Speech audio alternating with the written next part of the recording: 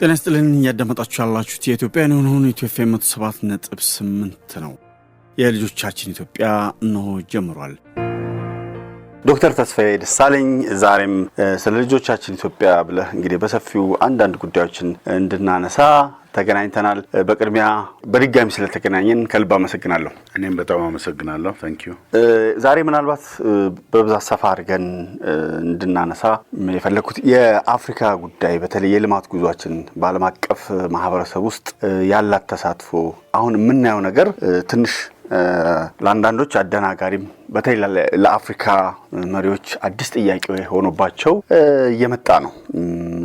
እስኪ አሁን ዝም ብለን እንደ ሰሞነኛ እናርገውና የታሪፉን ጉዳይ እናንሳ። አፍሪካ ብቻ ሳይሆን አሁን ዛሬ እየሆነ ያለው ቻይና፣ ካናዳ ምን እየሆኑ ነው? ስቶክ ማርኬቱ በዓለም አቀፍ ደረጃ እንዴት እየተያያዘ ነው? በዚህ ብንጀምርስ? አመሰግናለሁ ቢኒያም። እንግዲህ ሰሞነኛ አጀንዳ ሆኖ በጣም በስፋት እየተነገረ ያለው የትራምፕ የንግድ ፖሊሲ ነው። በመጀመሪያ ደረጃ እንደሚታወቀው የዚህ የመከለል ትሬድ ፖሊሲ ፕሮቴክሽኒዝም የሚባለው የጥበቃ ወይም የመከለል እሱ በጉልህ ባለፉት 2-3 ሳምንታት በጣም በስፋት እየተነገረ ነው ያለው። የንግድ ጦርነት በሚባል ደረጃ ደርሷል። በዛሬው ዕለት እስከ ትላንት ድረስ ቻይና ላይ የተጣለው ታሪፍ 125% ደርሷል። ሌሎቹም ሀገሮች እንደዚሁ ሊስታቸው ወጥቶ ነበር። ወደ 90-100 የሚሆኑ ሀገሮች ሊስት ተደርገዋል እና ታሪፍ የተጨመረባቸው ማለት ነው። የአፍሪካን ሀገሮች ስናይ ትልቁ ሌሶቶ ላይ የተጣለው 50% ነው።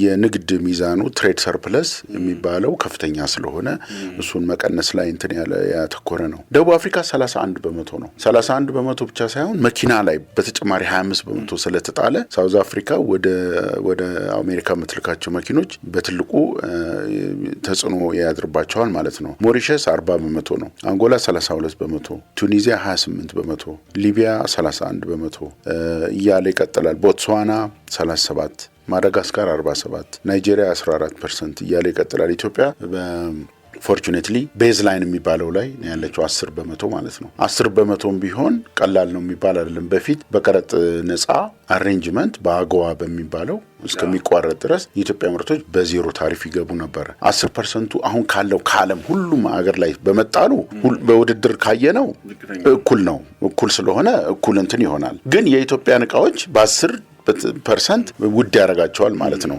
በዛ ረገድ ካየነው ኢትዮጵያ ላኪኒንግ ማለት ትችላለች። ይሄም ሆኖ ግን ልክ ዛሬ ትላንት ማታ ላይ የ90 ቀን ፖዝ ተደርጓል። ይሄ ሁሉ የተጣለው ታሪፍ ከቻይና ውጪ ቻይና ላይ ብቻ ያለው ነው የሚጸናው እንጂ ሌሎች ሀገሮች ላይ 90 ቀን ፖዝ ተደርጓል፣ ቆመዋል ማለት ነው። እኔ ሁሉም ሰው ተስፋ የሚያደርገው ከቻይና ጋር ድርድር ተደርጎ ይቀንሳል ነው። ቻይናም እንደዚሁ ወደ 75% እንትን ጨምራለች የሚል ነው። እንግዲህ የትራምፕ እሳቤ ኢንቴንሽን ምንድነው የሚለው ነው ትልቁ ነገር። አንደኛ እንደ ፖለቲካ ኢንስትሩመንት ነው የሚያዩት፣ ሀገሮችን የመቅጣት የማስተካከል ከንግድ ሚዛኑ በተጨማሪ ማለት ነው። የፖለቲካ ችግር ያለባቸውን ሀገሮች ማስተካከያ አድርገው ይወስዱታል። ሁለተኛ ለመደራደር እንዲመጡ የማድረግ ነው። አሁን ይሄ እንግዲህ ጌም ቲዮሪ ላይ አንድ ነገር ታደርግና ያኛው አሁን ምን ፕሬሲደንስ እያደረጉ ነው? የአሜሪካ የታሪፍ እንትን ድሮም ውሸት ነው ወደሚል ሜክሲኮና የካናዳ ላይ ያለውን እንደዚሁ ለ90 ቀን ፖዝ አድርገውታል። አሁን የሌላውንም እንደዚህ አድርገው። ስለዚህ ተአማኒነት የሚያጣ ነው የሚመስለው። ይሄ ነው ያለው። ቅድም ስቶክ ኤክስቼንጅ ያነሳው አለ። በአጠቃላይ ይቺን 3-4 ቀን ዓለም በተለይ ሰኞ ጀምሮ ማለት ነው ከአሜሪካ እስከ ሆንግ ኮንግ እስከ ጃፓን፣ ቻይና በአብዛኛው ስቶክ ኤክስቼንጅ ወርዷል። መውረድ ብቻ አይደለም። አሁን ለምሳሌ ሆንግ ኮንግ እና ኮሪያ ከ1997 የፋይናንሻል ቀውስ ጋር የሚወዳደር ስቶክ ኤክስቼንጅ እንትን ነው እና ግሎባል ሪሴሽን ዓለም ኢኮኖሚ ቀውስ ውስጥ ትገባለች ተብሎ ትንተና እየተደረገ ነው። ለማንኛውም የምናየው ነው። አፍሪካ ላይ እንግዲህ እናየዋለን። ሌላ ጥያቄ ካለ በዚሁ እንሄድበታለን። እዛው እስኪ የትራምፕ አፍሪካ ፖሊሲ ላይ ያላቸውን አንድምታ ምን ይመስላል? ለምሳሌ በደቡብ አፍሪካ ውስጥ የተከተሉት የመሬት ፖሊሲ ይሄን በተመለከተ ምን ምላሽ ሰጡ? እነዚህን እስኪ ብታነሳልኝ። ታንኪዩ ቢኒያም። ይህም ወሳኝ ጥያቄ ነው። የትራምፕ አፍሪካ ፖሊሲ የሌላው የፎረን ፖሊሲ ተቀጽላ ነው፣ ኤክስቴንሽን ነው። በዋነኝነት አሜሪካ ፈርስት ፖሊሲ ነው። ሜክ አሜሪካ ግሬት አጌን ነው። ሁሉ ነገር አሜሪካ ላይ ተኮር ነው። የትብብር መንፈስ ሳይሆን የኮንፍሮንቴሽናል አይነት ነገር ነው የምናየው። አፍሪካ በትራምፕ ፎረን ፖሊሲ ውስጥ በጣም ዝቅተኛ ቦታ የሚሰጣት ነች ማለት ይቻላል። ዋናው ፎከስ ሴኩሪቲ ላይ፣ የጸጥታ ላይ፣ ካውንተር ቴሮሪዝም ላይ አፍሪካም ይባላል እሱን ያስቀጥላሉ ተብሎ ይታሰባል። ፕሮስፐር አፍሪካ ብለው 2019 እንትን ያሉት ነበረ። ዴፊኒትሊ አንዱ በእርግጠኝነት መናገር የሚቻለው እርዳታ ቀንሷልም ይቀንሳሉ ወደፊት። ኢሚግሬሽን እና ትራቭል ፖሊሲያቸው አብዛኛው ብዙ አፍሪካ ሀገሮች ትራቭል የሚያደርጉ ሰዎች መሄድ አይችሉም። አገሮች ከአፍሪካ ወደ አሜሪካ፣ ናይጄሪያ፣ ኤሪትሪያ፣ ሱዳን፣ ታንዛኒያ እየተባለ ሊስቱ ብዙ ነው እና ይሄም ትልቅ ተጽዕኖ ያለው ነገር ነው። በዲፕሎማሲ እንደሚታወቀው ትራምፕ በመጀመሪያ ምርጫ ጊዜያቸው አፍሪካ ያልመጡ ብቸኛ ፕሬዚደንት ናቸው። አይ ቲንክ ሬገን ይመስለኛል ሌላ ያልመጡት። ሁሉም የአሜሪካ ፕሬዚደንቶች በ4 ዓመት ወይም በ8ቸው ይመጣሉ እና እንግዲህ ሌላው ክላይሜት ቼንጅ ላይ ስንመጣ የትራምፕ መንግስት በክላይሜት ቼንጅ አያምንም። በክላይሜት ቼንጅ በጣም የምትጠቃው አፍሪካ እንደሆነች ይታወቃልና በግሪን እንትን ላይ ያላቸው አቋም እንትን ነው። የደቡብ አፍሪካን ያነሳኸው ከደቡብ አፍሪካ ጋር በጣም ከባድ የሆነ የግጭት በሚባል መልኩ ነው ያለው። አሜሪካ የሳውዝ አፍሪካን አምባሳደር አባራለች እንደምናውቀው የዛሬ ወር አካባቢ።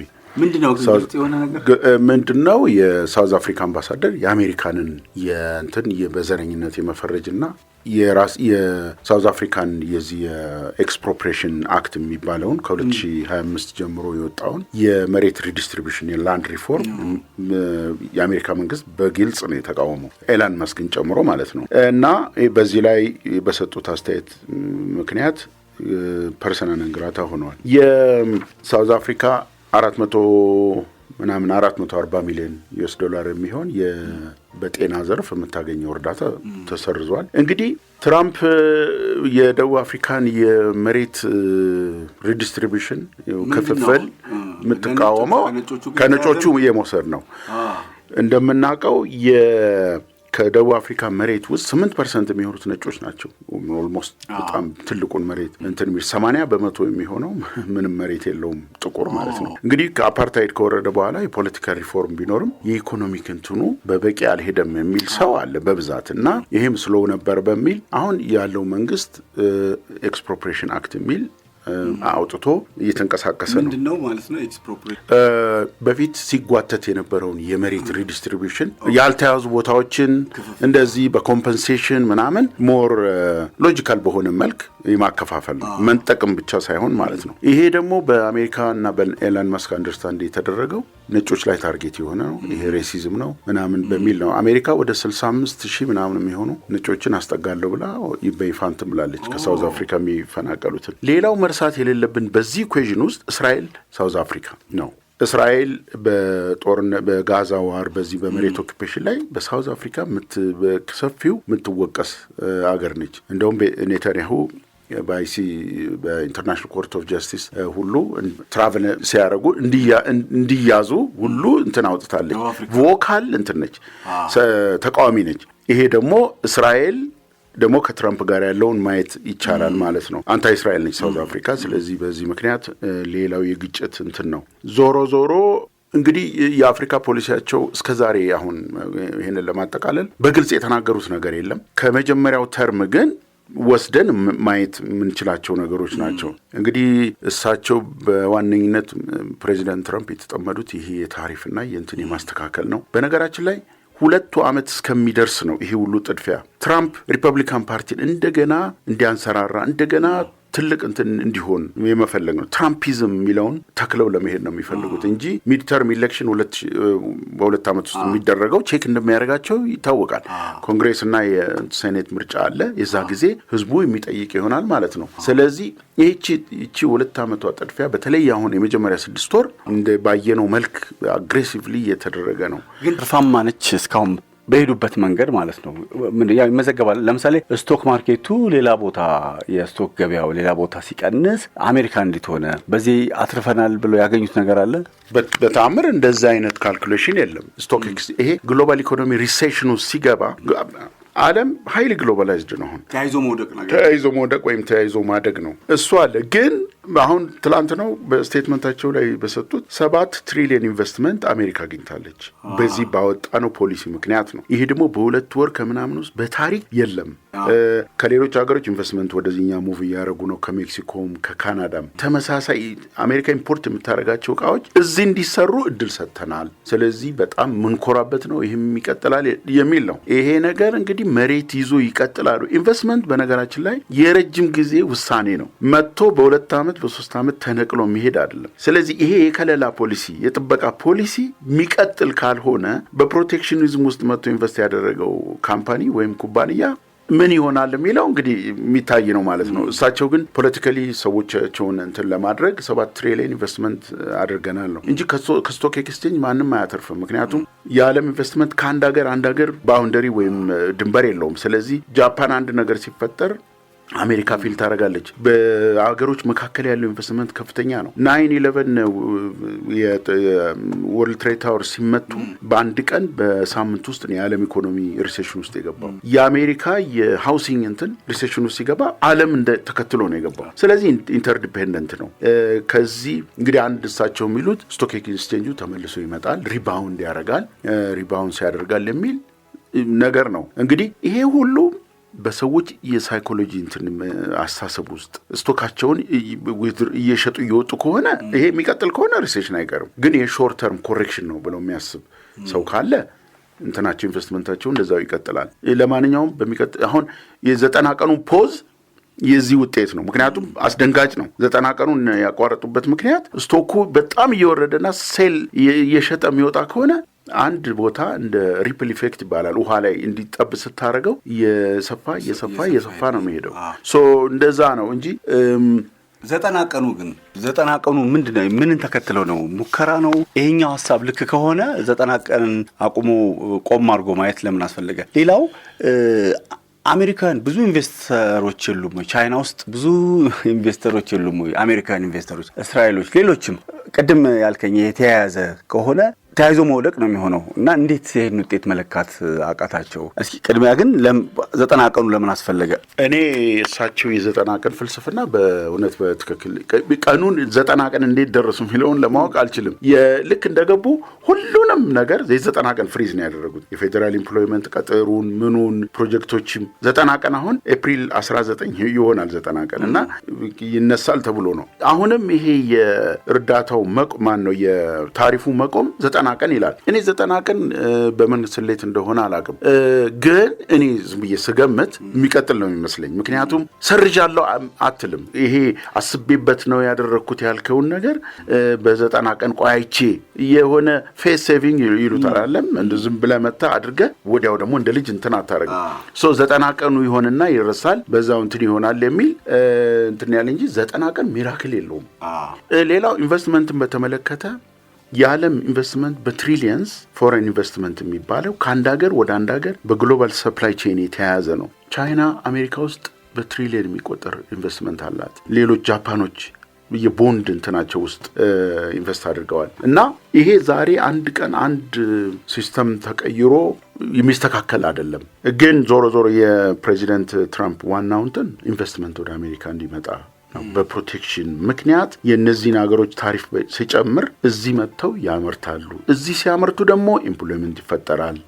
እዚህ ሲያመርቱ ፎሬን ኤክስቼንጅ ሴቭ ይደረጋል። እዚህ ሲያመርቱ መንግስት ይጠቀማል፣ አገራችን ታድጋለች የሚል ፍልስፍና ነው። ግን እንዳልኩት the last 100 years ምናምን በሚባል እንትን የግሎባላይዜሽን እንትን ፍጥነቱም ስኬሉም ማንም ከሚቆጣጠረው በላይ ነው። ቴክኖሎጂ ዛሬ የፈለገው ነው የሚያደርግበት ጊዜ ነው። ፋይናንስ ከአንድ ሀገር አንድ ሀገር የሚሄድበት ነው። የፎሬን ኤክስቼንጅ ማርኬት፣ የውጭ ምንዛሪ ማርኬት ሃርድ ከረንሲ የሚባለው በቀን ካልተሳሳትኩ 1.5 ትሪሊየን ነው እንትን የሚባለው እና ይሄንን አንድ መንግስት መጥቶ እርግጥ አሜሪካ ትልቅ ሀገር ነች። እንትኑንም እያየነው ነው። ብዙ ሀገሮች ከአሜሪካ ጋር ይነግዳሉ። የአሜሪካ ትልቅ ኢኮኖሚ ከብዙ እንትኖች ጋር የተሳሰረ ስለሆነ ኢምፓክቱን እያየነው ነው። ግን ወደፊት ደግሞ ይሄ የሚያመጣው ዲስኦርደር ይሄ የሚያመጣው የአጀስትመንት እንትን የምናየው ነገር ነው። ሌሎችም ሀገሮች ትሬድ ከአሜሪካ ጋር መነገድ ለካ አንሰርቴኒቲ አለው። ምንድነው የሚል ክሪቲካሊ እንትናቸውን እንዲያዩ የሚጋብዝ ነው። ስለዚህ ሁሉም ቻሌንጅ ባይሆንም ኦፖርቹኒቲም ይዞ ሳይመጣ አይቀርም። ወደ ደቡብ አፍሪካ ልመልስ።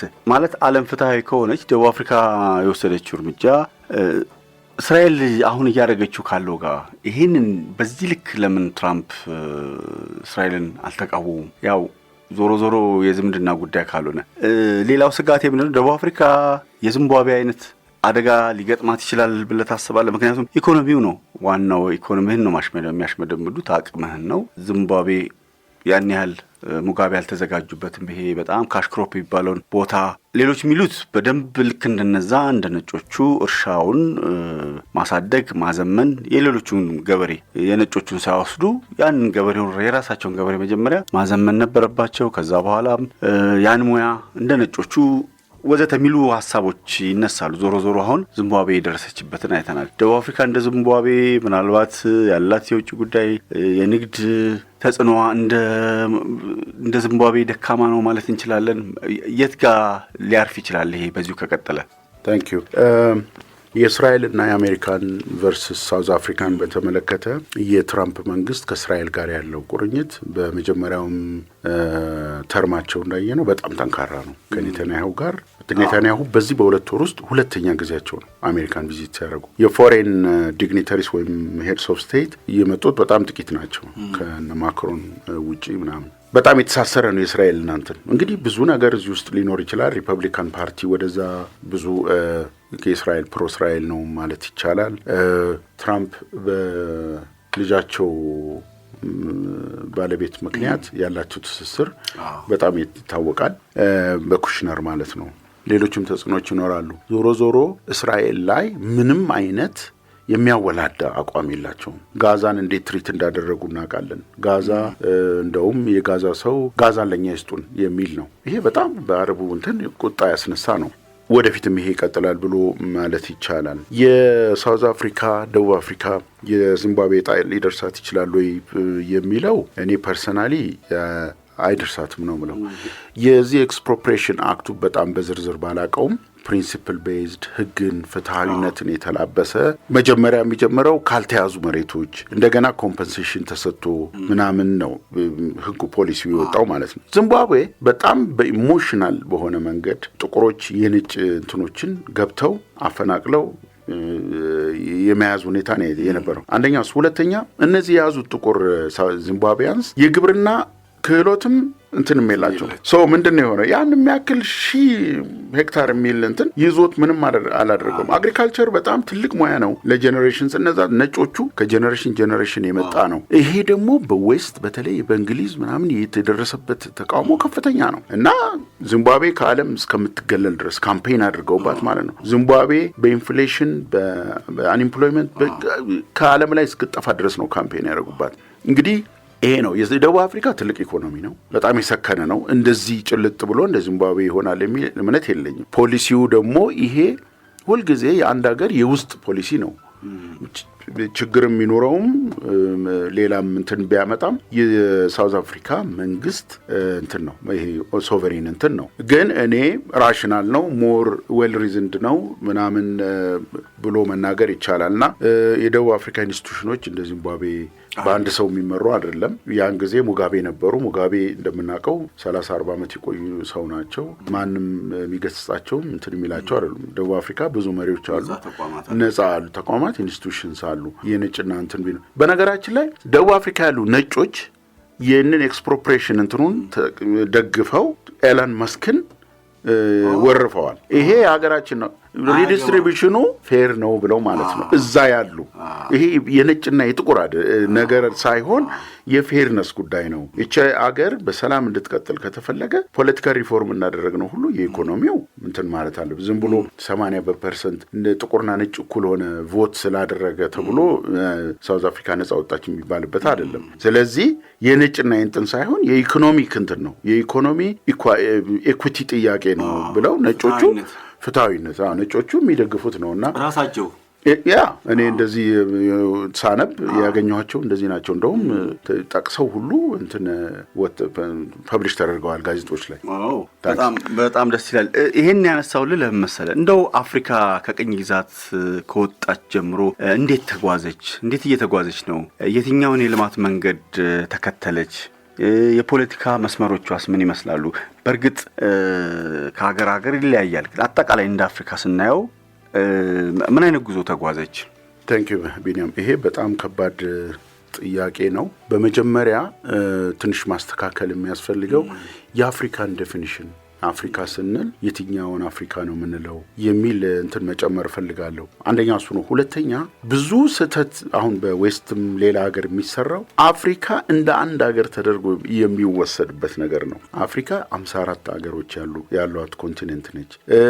በዳይቨርሲቲም ደግሞ ካየነው ከማግረብ ሀገሮች ከነ ሊቢያ ከነ አልጄሪያ ከነ ሞሮኮ ጀምረ እስከ ደቡብ አፍሪካ ከሴኔጋል እስከ ኢትዮጵያ የምትመጣበት ነው። በጣም ትልቅ ኮንቲኔንት ነው፣ ክፍለ ሀገር ነው ማለት ነው። እና በዚህ በአፍሪካን ዲቤት ላይ ሁለት ነገር ነው። ሆሞጂናይዜሽን ኦፍ አፍሪካ ይሉታል። አፍሪካን እንደ አንድ መውሰድ ልክ አይደለም። የዳይቨርሲቲውን የሚያንኳስስ ነው ይሄ ብዝሃ መሆኑን ማለት ነው። ስለዚህ ኮንጎ በተደረገ አንድ ነገር ኮንፍሊክት ሲነሳ አፍሪካ እሳት ተቀጣጠለች የሚል አይነት ነው። ሶ ሆሞጂናይዜሽን የሚሉት አደጋ አለው ማለት ነው። ስለዚህ 54 ሀገሮችን እንደሆነ ለማስመር ነው። ሁለተኛው በአብዛኛው አፍሪካን የሚለው ኮንሰፕት ሰብሳሃራ አፍሪካ ላይ ከሰሃራ በታች ያሉት ላይ ነው። በስነ ልቦናም በአስተሳሰብም በተመሳሳይነትም ካየኸው እነ ወርልድ ባንክ ያወጡት የሰብሳሃራ አፍሪካ የሚጨምር ነው። የኖርዝ ከእንትን እነሱን አውጥተህ ማለት ነው። በነገራችን ላይ በብዙ ሀገሮች እነ ግብጽ፣ ቱኒዚያ፣ አልጄሪያ እና ሞሮኮ የቢሎንግ የሚያደርጉት አሁን በውጭ ጉዳይ ስትራክቸሮች ውስጥ ሚድል ኢስት ነው። ሌሎች ሀገሮች የሚያዩዋቸው ማለት ነው እንደ አረብ ሀገር ነው። ሳይኮሎጂያቸውም ፖሊሲያቸውም ሁሉም ማለት ነው ናቸው። ግን በተግባር በሳይኮሎጂ እንደዛ ናቸው። ምንም ምልህ ፖለቲካል ኮሬክት ለመሆን ተብለው አፍሪካ ይባላሉ እንጂ ስነ ልቦናቸው እንትን ነው። አረብ ሊግ አብዛኞቹ አሉ፣ ኦልሞስት ሁሉም አሉ። ፖሊሲያቸው እዛ ግብጽ የአረብ ሊግ እንትን ነች እና ስትፈልግ እዚህ ሳትፈልግ እዛ የመሆን እንትን እድል ሰጥቷታል። ግን ከስነ ልቦና ካየ ነው ሰብሳሃራ የሚባለው ይገልጸናል። ሳውዝ አፍሪካን ሳይጨምር ማለት ነው። በኢኮኖሚም በቴክኖሎጂም በምንም አድቫንስ ያደረገ ነው። ይሄንን ማለት ፈልጋል። አፍሪካ የሚለው ሐሳብ ስያሜ በኖርዝ አሜሪካ በአውሮፓ አይዴንቲቲ ነው። አፍሪካን የሚለው የግሬስ መገለጫ አፍሪካን አሜሪካን ይባላል። የተለያየ እንትን አለው ስያሜ ያለው ማለት ነው። የፓን አፍሪካን እንቅስቃሴ እንደምታውቀው በሌት 19th ሴንቸሪ የተጀመረ ነው። አሜሪካ ውስጥ፣ ካሪቢያን ውስጥ፣ አፍሪካም ውስጥ በኮሎናይዝድ ሆና በነበረችበት ጊዜ በጣም ጠንካራ እንቅስቃሴዎች ነበሩ። ዩሮፕም እንደዛው የብላክ ኮንሽስነስ ምናምን የሚለው ሀሳብ ሁሉ የታጨቀበት ነው ለማለት ነው። እነዚህን ካልኩ በኋላ የአፍሪካ ከቅኝ ግዛት በኋላ ያላት ጉዞ በዓለም ላይ በጣም በሪሰርች ብዛት በከፍተኛ ሁኔታ ጥናት የተደረገበት ነው እና ሴትል የተደረገ አንድ አይነት አናሊሲስ አንድ አይነት እንትን የለም። ኢኮኖሚስቶቹ የሚሉት አለ፣ ፖለቲካል ኢኮኖሚ አለ፣ ሌሎች ካልቸር ቤዝድ የሆነ ምናምን የሚሉት አለ እና እሱን ሁሉን ተወውና ዲኮሎናይዝድ ከሆነች ከቅኝ ግዛት ከወጣች በኋላ ከብዙዎቹ ከሁለተኛ ዓለም ጦርነት በኋላ ነው የአትላንቲክ ቻርተር በሚባለውና በወርልድ ዋር 2 ውጤት ምክንያት እንግዲህ ኢትዮጵያም ኤሪትሪያም ነጻ የወጣችው ከዛ በኋላ ነው ማለት ይቻላል። ብዙ ሀገሮች ከ1950 ጀምሮ እስከ 1980ዎቹ ድረስ ነጻ የወጡበት ነው እና ዋና ሰዎች ነበሩ እንደምናውቀው እነ ኳሜ ንክሩማ፣ እነ ሴኩቱሬ፣ ጆሞ ኬንያታ፣ ጁሊየስ ኔሬሬ እነዚህ የሚባሉ ሰዎች ትልቅ አስተዋጽኦ አድርገው እንግዲህ አፍሪካ ነጻ ወጣለች። ግን አፍሪካ ነጻ ብትወጣ የአፍሪካ የልማት ጎዳና የፖለቲካ እንትን አካሄድ ስናየው የሚቀጥሉት 2-3 ዲኬድስ የሚባሉት ሎስት ዲኬድስ ናቸው። አፍሪካ ውስጥ ምንም ለውጥ ያልነበረበት ማለት ነው። የጨለማ ጉዞ እንደምትለው ነው። በፊት ከነበራቸው የኢኮኖሚ እንትን ወደ ኋላ ያሽቆለቆሉበት በፍልስፍና አንድ ግማሾቹ ሶሻሊዝም ግማሾቹ አፍሪካን ሶሻሊዝም የሚባል የተደረገበት ነው። እነ ጁሊየስ ኔሬሬ ያመጡት እንትን አለና ቪሌጃይዜሽን ምናምን የሚባሉ ኮንሰፕቶች መጥተዋልና የዌስቱን ኒዮሊበራል እንከተል ወይስ የሶሻሊዝም እንከተል የሚለው ራሱ ትልቅ ግን መከተል የሚባለው ነገር የግድ ነበር። እንግዲህ ምንድነው ኮሎናይዜሽን ይሄ የቅኝ ግዛት የሚያመጣብህ ነገር 50 60 70 100 ዓመት አንዳንዶቹ 400 ዓመት ነው የቆዩት። የሰልፍ እንትንህን ስትፈልግ አንድ ቲዮሬቲካልና ፍልስፍና ትፈልጋለህ እና ዝም ብሎ መንግስት አይመራም። ወይ በዌስት ነው ወይ በኢስት ነው። ነን አላይንድ የሆኑ ሀገሮች ብዙ ሀገሮች አሉ በነገራችን ላይ፣ ግን ፍልስፍና የለውም እሱ። ከማንኛውም ጎራ አትቁም ነው። ግን በዛ ጊዜ ደግሞ መርሳት የሌለብን የአፍሪካ ኢንተሌክቹዋልስ ውጭ ነበሩ። ፈረንሳይ ሄደው ስለ ሪቮሉሽን ተምረዋል። እንግሊዝ ሀገር ብዙ እንደዚህ አይነት እንቅስቃሴዎች መጥተዋል እና ሶሻሊዝምን የሚያቀነቅኑ ብዙ ነበሩ በነገራችን ላይ። ያው ሶሻሊዝም እናውቀዋለን ብዙ ፌል አድርገዋል። ካፒታሊዝም ብለው ደግሞ የተወሰኑት በዚህ ምርጫ ውስጥ ራሱ ኤክስፐሪመንት ነው የተደረገው፣ የመሞከር ማለት ነው። ብዙዎቹ ሞክረው ፌል አድርገዋል። እነ ኔሬሬ እነ ቱሬ እነዚህ ሞክረው ፌል ያደረጉበት ነው። በአጠቃላይ ግን ስናየው የአንደር ዲቨሎፕመንቱ ከፍቷል። በልማት ኋላ ቀርነት ማለት ነው። ከዩሮፕ ጋር የነበረው የግንኙነት ይሄ ስትራክቸራል ሪሌሽንሺፕ የሚባለው ልክ በኮሎኒያል ጊዜ የነበረው የጥሬ ዕቃ አቅራቢነት የፕራይመሪ ኤክስፖርት እንትን ነው የቀጠለው። ያው ኮሎናይዜሽንም አንዱም የሮ ማቴሪያል እንትን ነው አይደለም። ያንኑ እንድንቀጥል ነው የሆነው ማለት ነው። በፖለቲካ ነፃ ቢሆኑ ኢኮኖሚካሊ ግን ነፃ አልነበሩም ማለት ነው። ይሄ በሌላ እንትን ቀደም እንዳልኩት የአይዲዮሎጂው ዳይለማ ውስጥ ነው የነበረው። ማርክሲዝም፣ ሌኒኒዝም፣ አፍሪካን ሶሻሊዝም፣ ካፒታሊዝም የሚለው ያልተመለሰ ነው። ኢንዳይሬክት ሩል የሚባለው የዚህ የእንግሊዞቹ ኮሎናይዝ ሲያደርጉ ኢንዳይሬክት ሩል ነው። ዲቫይድ ኤንድ ሩል ይሄ ከፋፍለ መግዛት ነው። ልክ እነሱ ሲለቁ ኤሊት የሚባለውን ከነሱ ጋር ሲተባበር የነበረውን ነው ተክለውት የሄዱት። እነዛው ነው ያስቀጠሉት። የሚያውቁት የመንግስት ስትራክቸር የመንግስት አስተሳሰብ ያንኑ ነው። ለዚህ ነው የሚቀጥሉት 2-3 ዲኬድስ ምንም ለውጥ አልመጣም። ሲንግል ፓርቲ ሲስተም ነው አብዛኞቹ ያደርጉ የነበረው። የስቴት ካልቸር ባህል ቫዮለንስ ነው የሚለው አሉ። ቫዮለንስ በኮሎኒያል ጊዜ የመጣ ነው። ሰው ይታሰራል፣ ይታፈናል፣ መቃወም አይቻልም። የተለያየ ቢሆንም የብሪቲሽ የፈረንሳይ ምናምን ከኮንጎ ከነማን ነው ከቤልጂየም ከፖርቹጊዝ ይለያል እያንዳንዱ ሲጠና ማለት ነው። ግን በአጠቃላይ ካራክተር አንድ የሚያደርጋቸው የስቴት ቫዮለንስ የሚለው ነው። ዲሲፕሊን አውርሰውን የሚያውቁትም እነዚህ ሜሞሪያቸውም እሱን ነው። ስለዚህ መቃወም ሲኖር ሰው መታፈን ማሳሰር ምናምን የሚለው ከዛ ጊዜ የመጣው የሚሉ ሰዎች አሉ። እንግዲህ እንዳልኩት ነው ኢኮኖሚ አናሊስቶች ሲያዩት በጣም ብዙ ሊስት ነው የሚያስቀምጡት። ለምሳሌ የጂኦግራፊክ ፐርስፔክቲቭ የሚባለው ጂኦግራፊክ ኤክስፕላኔሽን ኦፍ ፖቨርቲ የሚሉት እነ ጄፍሪ ሳክስ የሚያራምዱት አለ። የታወቁ ኢኮኖሚስት ናቸው። ፖል ኮሊየር የሚባሉ የእንግሊዝ ኦክስፎርድ እንትን ናቸው። እነሱ ብዙ እንትን ብሏል። ዋናው የፖለቲካል ኢኮኖሚ እንትን ሲባል ዎልተር ሮድን የሚባሉት የጃማይካ የካሪቢያን እንትን how Europe underdeveloped አፍሪካ የሚለው አውሮፓ እንዴት አፍሪካን የአውሮፓ ማደግ በራሱ የአፍሪካ አለማደግ ነው ብለው የሪሲፕሮካል ነው። ዩሮፕ ያደገችው በአውሮፓ እንትን ነው ሀብት ነው በአፍሪካ አገሮች ሀብት ማለት ነው። ስለዚህ ሬሲፕሮካል ነው። ያ በጣም አደገ ማለት ይሄኛው ሞር ወደ ታች እየሄደ ነው እና ሪሌሽንሺፑ ኤክስፕሎይቴሽን ነው፣ ይሄ ብዝበዛ ላይ ያተኮረ ነው የሚል ነውና ሌላው ፈላስፋዎቹ እነ ፍራንስ ፋነን የሚባሉት ሳይኮአናሊሲስ መደረግ አለበት። አፍሪካዊ ማለት ዲሁማናይዝድ የሆነ ነው በኮሎኒያሊዝም በስሌቨሪን መርሳት የለብንም። በነገራችን ላይ ስነ ልቦናው የበታች ነው በእነሱ ተጽዕኖ እና ስለዚህ ዲፐር ሄደን ይሄንን እንትን ማለት ሰብጀክት ነው ያደረገው አፍሪካን ሰው ዩሮፒያን ኮሎናይዜሽን ሰብጀክት ነው ያደረገው እንደ እኩልም አያየውም እና ይሄ ስነ ልቦና ተጽዕኖ ብዙ ነው የሚል አናሊሲስ ይሰጣሉ። ምንድነው ያደረገው? በክላስ ከፋፍሎታል። ለምሳሌ ሌበር አሁን የአፍሪካን ሰው ወይ ሌበር አቅራቢ ነው ጉልበት ነው፣ ወይ ደግሞ ኮሎናይዝድ ኢንተሌክቹዋል ቢሆን ኮሎናይዝድ ጭንቅላት ያለው ነው። ሌላ ደግሞ ኢንተረስቲንግ ለምፐን ፕሮሌታሪያት የሚሉት አለ እና በሶስት ከፍለው ስነ ልቦናውን ማየት አለብን የሚል እንትን ነው። ሰነፍ ላባደር ይሄ ጥገኛ የሚል ነው። ዞሮ ኮሎናይዝ የቅኝ ግዛት በሁሉም ሀገር ትቶ የሄደው የአገር በቀል እውቀትን አቀጭጮ ዲስራፕሽን ኦፍ ሎካል ኖሌጅ ይሄ ማስተጓጎል ልትለው የምትችለው ማፑን የአፍሪካን ማፕ ከበርሊን ኮንፈረንስ 1884 የአፍሪካ የቅኝ ግዛት በጣም ዩኒክ የሚያደርገው እነዚህ ቅኝ ገዢዎች ቁጭ ብለው በፖሊሲ ማፕ ሰርተው ነው።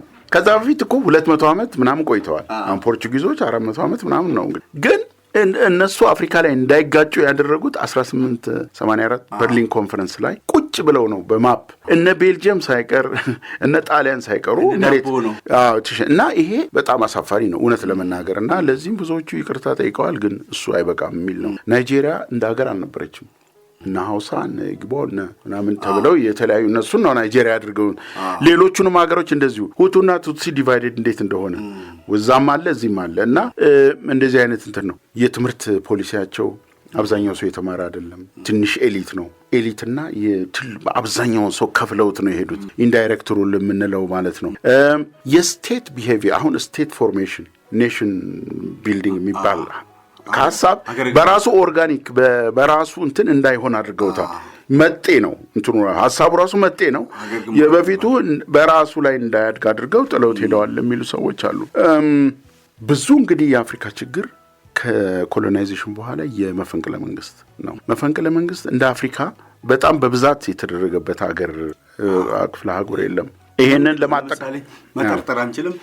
ለምሳሌ እንደ አሁን በቅርብ ቡርኪና ፋሶ ላይ የመጣው ለውጥ ላይቀጥል ይችላል ብለው የሚሰጉ ሰዎች አሉ።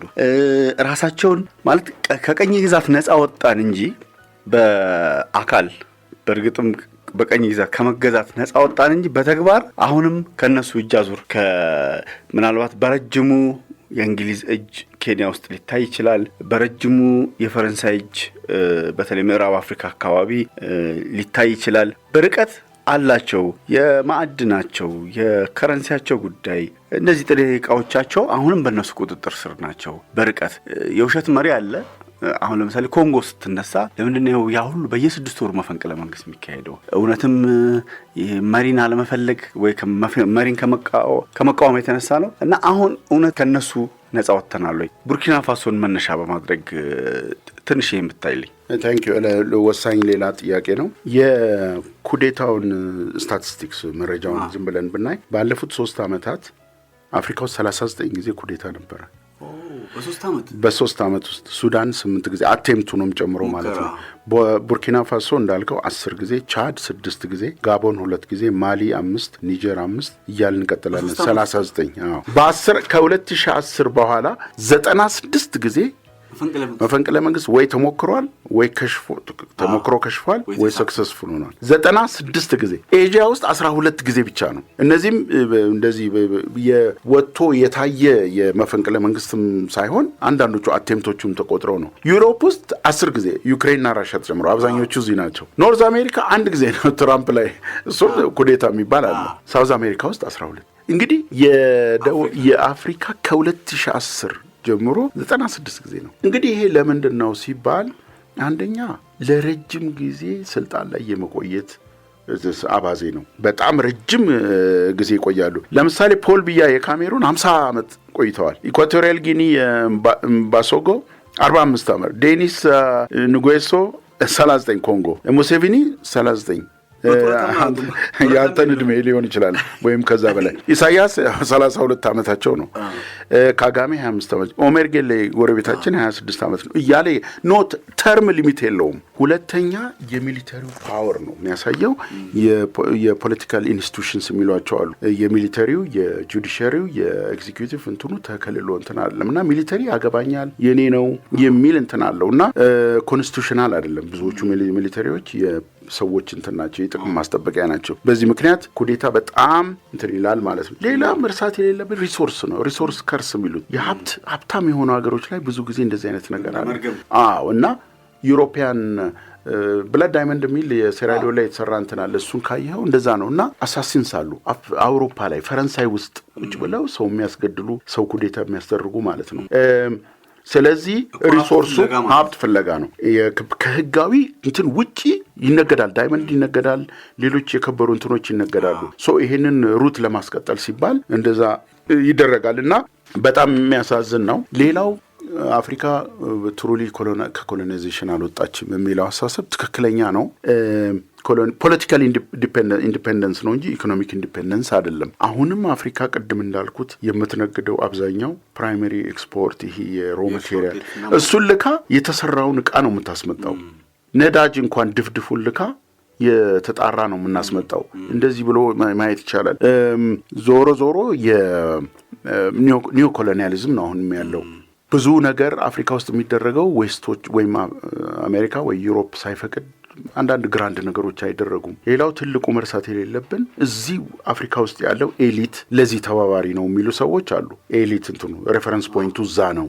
ሁልጊዜ አስፓየር የሚያደርገው የዌስተርን እንትን ነው፣ የዌስተርን ቲንኪንግ ነው። ሎካል ኖሌጅ ላይ እንትን አይደረግም እና ተባባሪም ስለሆነ ኒዮ ኮሎኒያሊዝምን አስቀጥለዋል የሚለው ሀሳብ እንትን እያለ ነው። የትምህርት እንትናችን ከኮሎኒያል እንትን ይወጣ አይደለም። ብዙ ሀገሮች ካየን የአፍሪካን የፖቨርቲ የአፍሪካን ሪያሊቲ የሚያንጸባርቅ አይደለም። እነ ወርልድ ባንክ እነ የመሳሰሉት ናቸው ፖሊሲ የሚያወጡት እዛ ሆነው ሪያሊቲውን በማያውቁ የእንትን ማለት ነው። ሶ ሪሊ አፍሪካ ከኮሎኒያል እንትን ወጣለች ወይ የሚለው በጣም ዲኮሎናይዜሽን ኦፍ ዘ ማይንድስ ይባላል።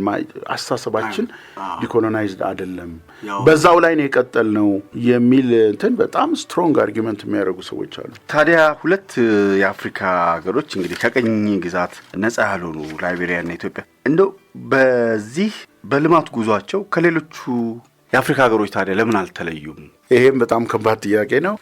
እንግዲህ ይሄ የፖለቲካል ኢኮኖሚ ሰዎች አናሊሲስ ሲሰጡ የኮሎናይዜሽን የችግር ሁሉ ምንጭ ነው የሚለውን አስተሳሰብ እንትን የሚያደርግ ነው፣ የሚቃወም ነው። የኢትዮጵያና ላይቤሪያ እንዲሁም ሴራሊዮን በተወሰነ መልኩ እንግዲህ ኮሎናይዜሽን የችግሩ በጣም ክሪቲካል ወሳኝ ነገር ባይሆን ኖሮ እነዚህ ሀገሮች መድረስ ነበረባቸው ነው እንትኑ።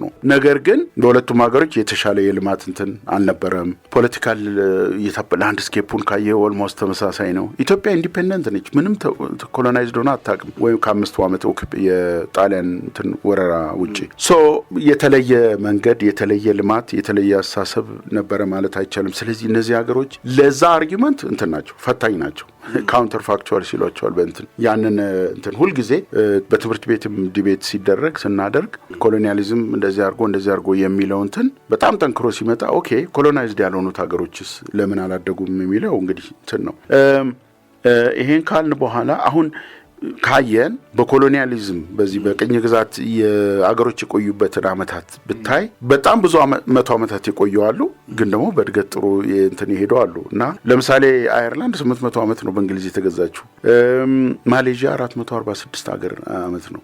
ማሌዥያ አሁን ያለችበትን ማየት ይቻላል። ኢንዶኔዥያ 350 ዓመት፣ ሞዛምቢክ አፍሪካ ውስጥ 402 ፖርቹጊዞቹ፣ አሜሪካ 200 ዓመት ነው እንደምናውቀው፣ ኢንዲያ 339 ዓመት ማለት ነው። አንጎላ 400 ያገኘ አፍሪካ ውስጥ። እነዚህ በእንደዚህ ቢሆን ኖሮ በዓለም የመጨረሻ የሆኑ ነበር አይደለ? በዛ አርጊመንት መሰረት ዞሮ እነዚህ ሁለት ሀገሮች ለዚህ አርጊመንት አይመቹም። በልማትም የተሻለ እንትን ውስጥ የሚገኙ አይደሉም። ሶ ኤክስፕላኔሽን ሲፈለግ ሁለት ነገር ነው። አንደኛ ኢኮኖሚስቶቹ ኤክስፕሌን የሚያደርጉት ለምሳሌ ዳን ሮድሪክ የሚባል ዘ ጂኦግራፊ ቪው ምን ይላል? ክላይሜት ሪሶርስ እና ዲዚዝ የበዛበት ነው የአፍሪካ እንጂ ይሄ ኮሎኒያል እንትኑ አይደለም። ዌዘር ኮሎናይዝድ ብትሆንም ባትሆንም ብሎ ኤክስፕሌን የሚያደርገው አለ። ኢንቴግሬሽን ቪው የሚባል አለ። ትሬድ እና ፕሮዳክቲቪቲ፣ ትሬድ ብዙ አይደለም፣ ስለዚህ ፕሮዳክቲቪቲ አላደገም ምናምን የሚል ነው። እና ትልቁ በአሁኑ ጊዜ ትልቅ አናሊቲካል እንትኑ ነው የመጣው የአሴሞልጉና ሮቢንሰን የሚባሉት ዋይ ኔሽንስ ፌል የሚለው መጽሐፍ በጣም ተነባቢነት ያለው ኢንስቲቱሽናሊስት ቪው ያለው በአንድ ሀገር ልማት ውስጥም ድህነት ውስጥም ወሳኝ የሆኑት ኢንስቲቱሽንስ ናቸው። ፖለቲካል ኢንስቲቱሽንስ፣ ኢኮኖሚክ ኢንስቲቱሽንስ ወይ ኢንክሉሲቭ ወይ አቃፊ ናቸው ወይ አግላይ ናቸው የሚለው በጣም በብዙ የዓለም ሀገሮች ዞረው ያጠኑት ነው። አሜሪካን ሀገር በሁለት ፕሮቪንስስ ሜክሲኮ እና አሜሪካ ባሉ ድንበር ውስጥ ይሄኛው ስንት ጥፍ እንዳደገና ያኛው ወደኋላ እንዴት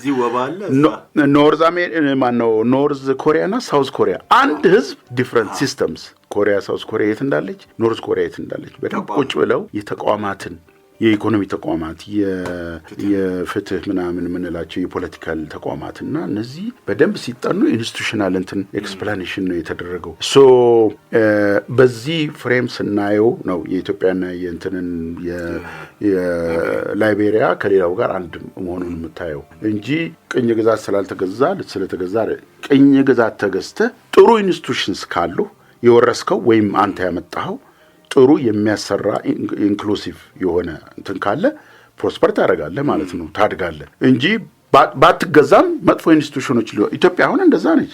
ፎር ይርስ ጥሩ እንትን አልነበረንም። ስለዚህ በዛ መልኩ ነው ማየት የሚቻለው።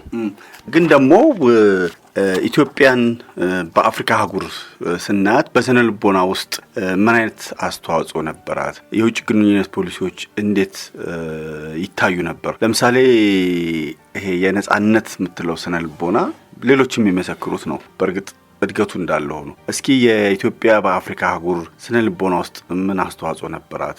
የውጭ ግንኙነቷም ፖሊሲዎቹንም አብረህ ብታነሳልኝ። አመሰግናለሁ። አጌን ኢትዮጵያ በፓን አፍሪካኒዝም በዚህ በቅኝ ግዛት ትግል ውስጥ ከፍተኛ ቦታ የነበራት እንደ ሲምቦል የምትታይ ለጥቁሩ ዓለም የነጻነት ምልክትን ሆና ተደርጋ እነ ራስታፋሪያኒዝም እነ ጋርቬይዝም ማርከስ ጋርቬ የሚባሉ የሚጠቅሷት ብዙ ጊዜ እንደ ተመልሰን አገራችን መሆን አለባት ብለው የሚሰብኩላት ሀገር ነበረች። በአፄ ኃይለ ሥላሴም ጊዜ በዚህ በቅኝ ግዛት ትግል ውስጥ ከፍተኛ ትግል ተደርገዋል። ኢትዮጵያ በጣሊያን ለ5 ዓመት በተያዘች ጊዜ የጥቁሩ ዓለም እንዳለ ተንቀሳቅሷል። በጋዜጦች ተጽፎላቸዋል። ኮንዴሚኔሽን፣ ሰላማዊ ሰልፍ ተደርገዋል በኒውዮርክ በምን የመሳሰሉትና ኢትዮጵያ በጣም ትልቅ ሲምቦሊክ የሆነች ሀገር ነች ማለት ይቻላል። እንግዲህ በኦኤዩ መስረታ 1960ዎቹ ሲደረግ አፄ ኃይለ ሥላሴ ትልቅ ሚና ተጫውተዋልና ሁለት ግሩፕ ተከፍለው ነበርና ካዛብላንካና የሞንሮቪያ የሚባሉ አንደኛው ቶሎ አፍሪካ መዋሃድ አለበት ይላል፣ ሌላኛው ደግሞ አይ ሰከን ብለን በጣም ግራጁዋል በሆነ መስመር በያዘ እንትን ይሻላል የሚለውን አስታርቀው ኦኤዩን የመሰረቱ ሰው ናቸው። በኦኤዩ ዙሪያ ኢትዮጵያ ያላት እንትን ከፍተኛ ነው። ኦቨር ዘ ይርስ ግን ኦኤዩ ራሱ ኢትዮጵያ እንዳይኖር ብዙ ትግሎች ነበሩ። ሁሉም መንግስታት ክሬዲት የሚያገኙበት ነው። የደርግ መንግስትም የኢህአዴግ መንግስትም በዚህ እጃቸውን ተናልና ሜንቴን አድርገዋል። ስነ ልቦናው በየአመቱ ኦኤዩን መሪዎችና ኢትዮጵያ ታስተናግዳለች ምንም ችግር ሳይደርስ ማለት ነው። አንድ ጊዜ ብቻ የአሳሲኔሽን አቴምፕት ከመደረጉ ውጪ ምንም አይነት ነገር የግብጽ ሙባረክ የሱ ሌላው ጋዳፊ እንኳን መጥተው በየአመቱ ሲረብሹ ያ ሁሉ ስንት አውሮፕላን መጥቶ ስንት ሆቴል ብሎክ ተደርጎ መንገድ ተዘግቶ አዳራሽ ውስጥ ሴኩሪቲያቸው እንደዛ ሲበጠብጥ ሁሉ ያስተናገደች ሀገር ነች። እውነት ለመናገር ደከመኝ ሰለኝ እኔም እዛ ውስጥ ስለነበርኩ ነው ይሄንን የምናገረው እና በቅኝ ግዛት እንትን ውስጥ በአፍሪካ እንትን ውስጥ ብዙ የተጫወተች ሀገር ነች። እነ ማንዴላ አፍሪካ ውስጥ ኢትዮጵያ ውስጥ ትሬን ተደርገዋል፣ ሰልጥነዋል። ዚምባብዌ እንደዚሁ በመንግስቱ ጊዜ ብዙ ድጋፍ ተደርገዋል። በደቡብ ሱዳን እንደዚሁ በስነ ልቦናም በማቴሪያልም ድጋፍ አድርገዋል እና በጥቁር እንትን ህዝቦች ቅድም ባልኩት በአፍሪካ እንትን ውስጥ ኢትዮጵያ ትልቅ እንትን አላት። ከዛ ውጪ ፒስ ኪፒንግ ይሄ ሰላም አስከባሪ የምንላቸው ኢትዮጵያ የራሷ በጣም ብዙ ችግር እያለባት ብዙ ሀገሮች ድንበር ታስከብራለች። ለምሳሌ ኮንጎ የድሮ ሄዳለች፣ ላይቤሪያ፣ ሴራሊዮን፣ ሱዳን፣ ደቡብ ሱዳን፣ ሶማሊያ ቅርብ እኛ የምናውቀው እነዚህ ሀገሮች ሁሉ የኢትዮጵያ ወታደሮች በዲሲፕሊን በትህትና እና በእንትን ያገለገሉ ሰዎች ናቸው እና ከሌሎች አፍሪካውያን በተለየ ናይጄሪያ በዚህ ይታወቃል። ናይጄሪያ ግን ትልቅ ሀገር ነው አይደለም። ኢትዮጵያ ይሄም ቀደም እንዳልኩት የውስጥ ችግርም ያለባት ሌሎች ሀገሮች ደቡብ ሱዳን እዚሁ ቅርብ እንትን ያሉበት ነው። በፎረን ፖሊሲ ደረጃ የኢትዮጵያ የውጭ ግንኙነት ፖሊሲ አፍሪካን በጣም ቀዳሚ አድርጎ ይወስዳል። አንዳንድ ውዝግቦች ቢኖሩም የትኛው ነው ለኢትዮጵያ ዋናው የሚለው የውጭ ግንኙነት ፖሊሲ ውስጥ ዲቤት ሲደረግ ነበር፣ በተለይ በኢህአዴግ ጊዜ። ግን ዞሮ ሁሉም መንግስታት የአፍሪካ በተለይ ጎረቤት ሀገሮች የአፍሪካ ቀንድ የሚባለው ላይ በጣም ከፍተኛ እንትን ግምት የሚሰጥ ነው። በዚህም መሰረት ኢንጌጅ ያደርግ ኦዩ ሲት እንደመሆኗና ኢሲኤ ሲት እንደመሆኗ ኦልሞስት ሁሉም አፍሪካ ሀገሮች ኢትዮጵያ ውስጥ ኤምባሲ ያላቸው፣ እኛም ኦልሞስት ባለሳሳት 20-25 የሚሆኑ ኤምባሲዎች አሉ ይመስለኛል፣ እርግጠኛ አይደለሁም። ይሄን ያህል እንግዲህ የተሳሰረ ነው። ነገር ግን ኤዩን በተመለከተ በጣም ብዙ ክሪቲክስ አሉ። ሪሊ በተመሰረተበት እንትን መንፈስ በተመሰረተበት አሳሰብ የነበረው መጀመሪያ የቅኝ ግዛት ትግል ላይ የነበረው እንትን አሁን አለ ወይ? ይሄ የመሪዎች ልጋ ተንጠልጥሎ የሚቀር እንትን ነው እንጂ ህዝቡ ውስጥ የሰረጸ አይደለም። ኢንስቲትዩሽንስ ውስጥ ለምሳሌ በውጭ ጉዳይ ውስጥ ነው ያለው። በውጭ ጉዳይ ውስጥም መምሪያ እንኳን አይደለም፣ ምናልባት አንድ ሰው አፖይንትድ የሆነው ነው። ይሄ በአመት 2 ከሚደረገው ስብሰባ ውጪ ዴይ ቱ ዴይ በሪጂናል ኢንቴግሬሽን በንግድ በምንለው ውስጥ የሚሰራ ልብ ሁልጊዜ ጦርነት ይነሳል፣ ኩዴታ ይደረጋል። ከማውገዝ ምን ከማለት ውጪ አቅም ያለው አይደለም። ብዙ አገሮች እዳቸውን እንትን ምንድነው ኮንትሪቢዩሽናቸውን አይከፍሉም። ባጀቱ የማን ነው ግን በዋናነት? በጀቱማ የኤዩ ራሱ ኤዩ ነው ማለት ሜምበሮች የሚያዋጡት ነው። እና ብዙ አገሮች ያልከፈሉ አሉ። አንዴ እንደውም አገሮች ሊስት ሁሉ ወጥቶ ምናምን ሲደረግ ማስታውሰው። በኢኮኖሚ አቅም ብዙ አለ ለማለት አይቻልም። የዋና መስሪያ ቤቱን ማን ነው የሰራው? ቻይና ነው የሰራችው። እንግዲህ አፍሪካ ውስጥ ትልቅ ጃያንት የሚባሉ ኢኮኖሚዎች አሉ። ደቡብ አፍሪካ፣ ናይጄሪያ፣ ኢትዮጵያም ግብጽም እነዚህ እንኳን እንስራ አላሉምና ይሄ ዲፔንደንሲ በተወሰነ መልኩ እንትን አለ እና የኤዩ እንትን የሚገባውን አሟጦ የተጠቀመ ድርጅት አይደለም ብለው ክሪቲክ የሚኮንኑ አሉ። እስኪ ለምሳሌ በዛ ውስጥ እስከዛሬ ድረስ ይህን ሁሉ ዘመን አሁን መግለጫ ይሰጣሉ፣ በየጊዜው ይሰበሰባሉ። ይሄ ነው የሚባል ውጤት ያመጡት ነገር ማሻሻያ እዚህ ጋር የሆነ ደርሷል ፕሮግረሱ ይሄ ውጤቱ አለ። የሆነ አንድ ተቋም እኮ እድገቱ ይታያል። ከአመት ዓመት ይሰበሰባሉ፣ ሁሌ ሆቴል ይያዝላቸዋል። ምን ለውጥ አመጡ? ይሄ ነው የሚባል። ሁለተኛው ኢትዮጵያ በዛ ውስጥ አንተ በስራ ዘመኑ ውስጥ በቀጥታም ሆነ በተዘዋዋሪ ለኢትዮጵያ ያላቸው እይታ ምንድን ነው? በተለይ ከነጻነት አንጻር ኢትዮጵያ እንዴት ነው የሚያዩት? እሺ አመሰግናለሁ። ይሄም እንግዲህ ፈንዳሜንታል እንትን ነው እንዳልኩት የኦኤዩ በዛ ቅድም ባልኩት ኤዩ በዛ ባልኩት እንትን አንድ ጊዜ አህመድ ሳሌም የሚባሉ የሴክሬታሪ ጀነራል ነበሩና ከብዙ መሪዎች ጋር ጥሩ ግንኙነት ነበራቸው። ከዛ በየአመቱ 2 ጊዜ ይደረጋል ኤዩና አንዱ አዲስ አበባ ነው። አንድ ጊዜ ከሆኑ መሪዎች ጋር ሲያወሩ ምን አለ አንዱ መሪ፣ እኔ እርቅርታ አድርግልኝ እንጂ ይሄንን የአፍሪካን አጀንዳ ብለን በጣም ብዙ ነገር ነው የምንነጋገረው ማለት አውሮፕላን ውስጥ ገብቼ አገሬ ስደርስ ምን እንደው ውይይት እንዳደረግን እንኳን አላስታውሰውም ብሎ በግልጽነት ነግራቸዋል። እና ይሄ ዲክሌሬሽንስ አቋም መግለጫ የሚመስሉ ነገሮች ይደረጋሉ በጣም በሰፊው። የሚገርም ከዓለም ላይ የሚታወቁ ለምሳሌ ማስታወሰው በክላይሜት ቼንጅ የታወቁ ሰዎች መጥተው ንግግር ያደርጋሉ። ፒስ ኤንድ ሴኩሪቲ፣ በኢኖቬሽን፣ በቴክኖሎጂ፣ በስራ ፈጠራ፣ በአግሪካልቸር፣ በክላይሜት ብዙ ነገሮች ግን ወርደው ኢንስቲትዩሽናል የሚሆኑበት እንትን የለም። እዛው ላይ ተንጠልጥለው ነው።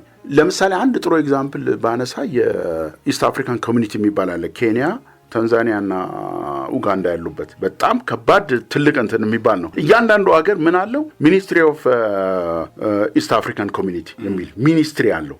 ይህንን ጉዳይ የሚከታተል የሚያስፈጽም ማለት ነው። ፖሊሲ እንትኖችን የሚያደርግ የሚከታተል። ሌሎቹ ሀገሮች ቅድም እንዳልኩ የኤዩን የሚከታተሉበት የኤዩ እንትን ውሳኔዎች የሚያስፈጽሙበት ኢንስቲትዩሽናል እንትን የለም። ብዙ ቢያንስ ስለ ኢትዮጵያ መናገር ይቻላል። በዛ ረገድ ነው እንግዲህ ተንጠልጥሎ ብዙ ነገር የሚቀረው። ቅድም እንዳልኩት ዲክሌሬሽንስ ምናምን ብቻ ሆኖ ይቀራል ማለት ነው። እንዴት ነው አፍሪካን የሚያዩት? ማነው ኢትዮጵያን የሚያዩት የአፍሪካ መሪዎች፣ የአፍሪካ አገሮች የሚለው እንዳልኩ ቅድም የነጻነት ሲምቦል መሆኗን ነጻ ያልተገዛች ኢንዲፔንደንት ሀሳብ ያላት ውብ ሀገር ምናምን የሚሉ እንትኖች የሚሉት ነው። አሁን ደግሞ በኢንፍራስትራክቸር ሪሊ ኢትዮጵያ በብዙ ሀገሮች የተወደሰች ነው። ነገር ግን አሁን የትግራይ ጦርነት ያመጣው የጠባሳ ደግሞ አለ አይደለም። በፊት በጣም በሰላም ትኖሩ ነበር ምናምን እንደገና ተመለሳችሁ የሚለው እንትን ቀላል እንትን አለ። በኤትኒክ ፖለቲክስ ብዙ ሀገሮች ኢትዮጵያን ይፈራሉ፣ ኬንያን ጨምሮ። ኤትኒክ ፖለቲክስ በይፋ እንትኗ ላይ ፖሊሲ ላይ አውጥታ የምትንቀሳቀስ ሀገር ኮንስቲቱሽኖች እንትን ህገ መንግስቷ ውስጥ እስከ መገንጠል ያስቀመጠች ሀገር ነች። ይሄ ደግሞ እንትን አርቲክል 39 ማለት ነው። ይሄ በብዙ ሀገሮች በይፋ እንትን የሚወገዝ ነው። ወይም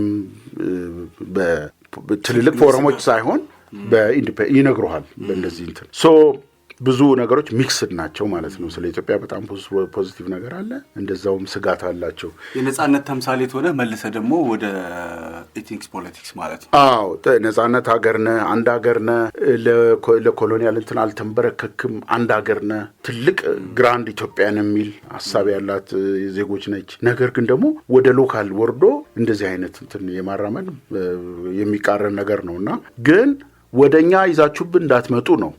ስጋት ነው። የኤትኒክ ፖለቲክስ እነ ሩዋንዳ እነ ካጋሜ ሁሉ ሲቃወሙ ሳውዝ አፍሪካ በቮካሊን የተቃወመችው እነ መለስ ጋር እና እንደዚህ ይሄ ነገር አያዋጣም።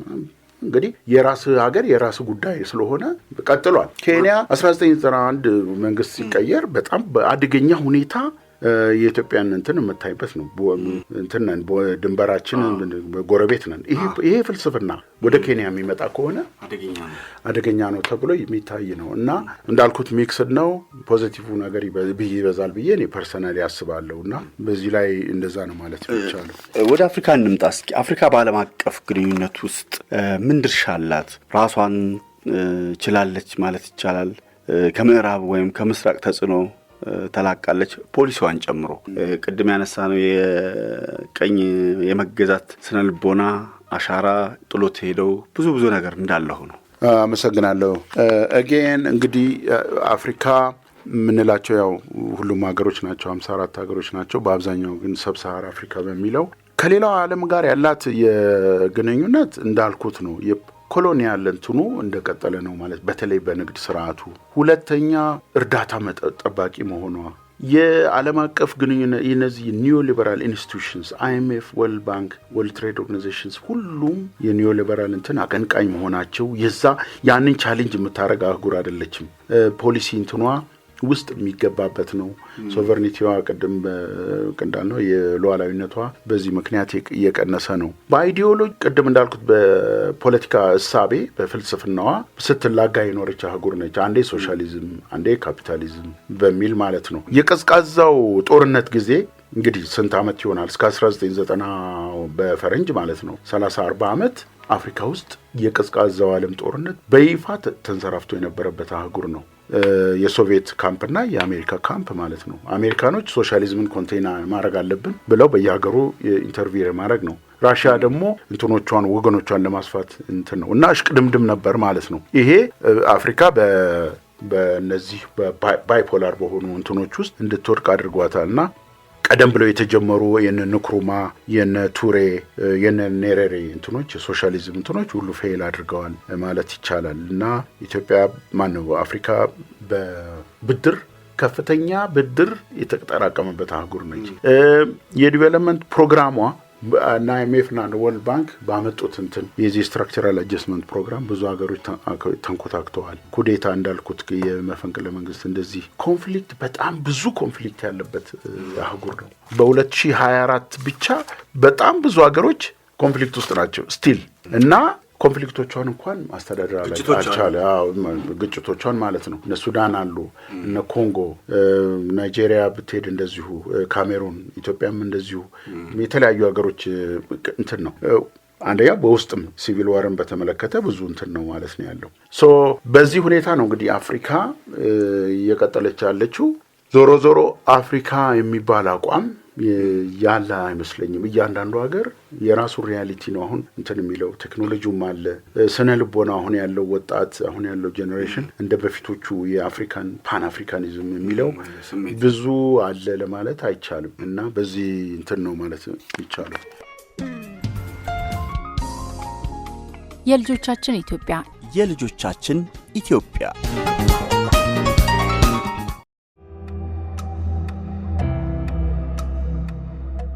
አንድና ብዙና አንድ ሆነን በኢትዮጵያችን ተረዳድተን ተፋቅረን ኖረናል። ሊለያዩን በፈለጉ ጊዜ አንድ ሆነን አሳፍረናቸዋል። በታሪካችን ሁሉ ሊያጣሉን ሊያጋጩን ሞክረው ተፋቅረን አዋርደናቸዋል። ምልክታችን የሆነው በመካከላችን ንፋስ አይግባ። አሁን ከረፋዱ 4 ሰዓት ነው። መልካም ቀን። ኢትዮ ኤፍኤም የኢትዮጵያውያን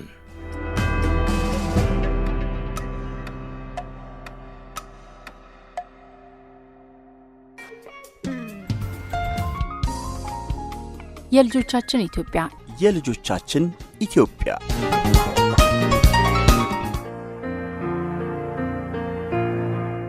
ያደመጣችሁ ያላችሁት የልጆቻችን ኢትዮጵያን ነው። በረፍት ቀናችሁ አብራችሁን ስላላችሁ ከልብ እናመሰግናለን። አጋሮቻችን አርሾ ሜዲካል ላቦራቶሪ፣ ሆሴ ሪል ስቴት የልጆቻችን ኢትዮጵያ አጋሮች ናቸው። አርሾ ሜዲካል ላቦራቶሪ የግል ሕክምና ላቦራቶሪዎች አገልግሎት መስጠት በማይታሰቡበት በዚያ ዘመን ብቸኛው የሕክምና ላቦራቶሪ ሆኖ ከ50 ዓመት በፊት የተቋቋመው ዛሬም የሕክምና ላቦራቶሪ ሲባል በብዙዎች ዘንድ በቅድሚያ ወደ አእምሮአችን የሚመጣው አርሾ ሜዲካል ላቦራቶሪ ነው።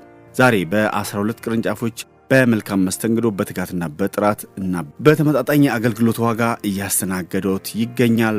ካሉን አርሾ ሜዲካል ላቦራቶሪ ራሳችን ለድንገተኛ ህመም ሆነ ህልፈት ከሚያጋልጡ አደጋዎች መካከል ዋናው የጤና ችግሮች ውስጥ የስኳር፣ የኩላሊት፣ የልብ፣ ደም ግፊትና ስትሮክ ህመሞች ናቸው።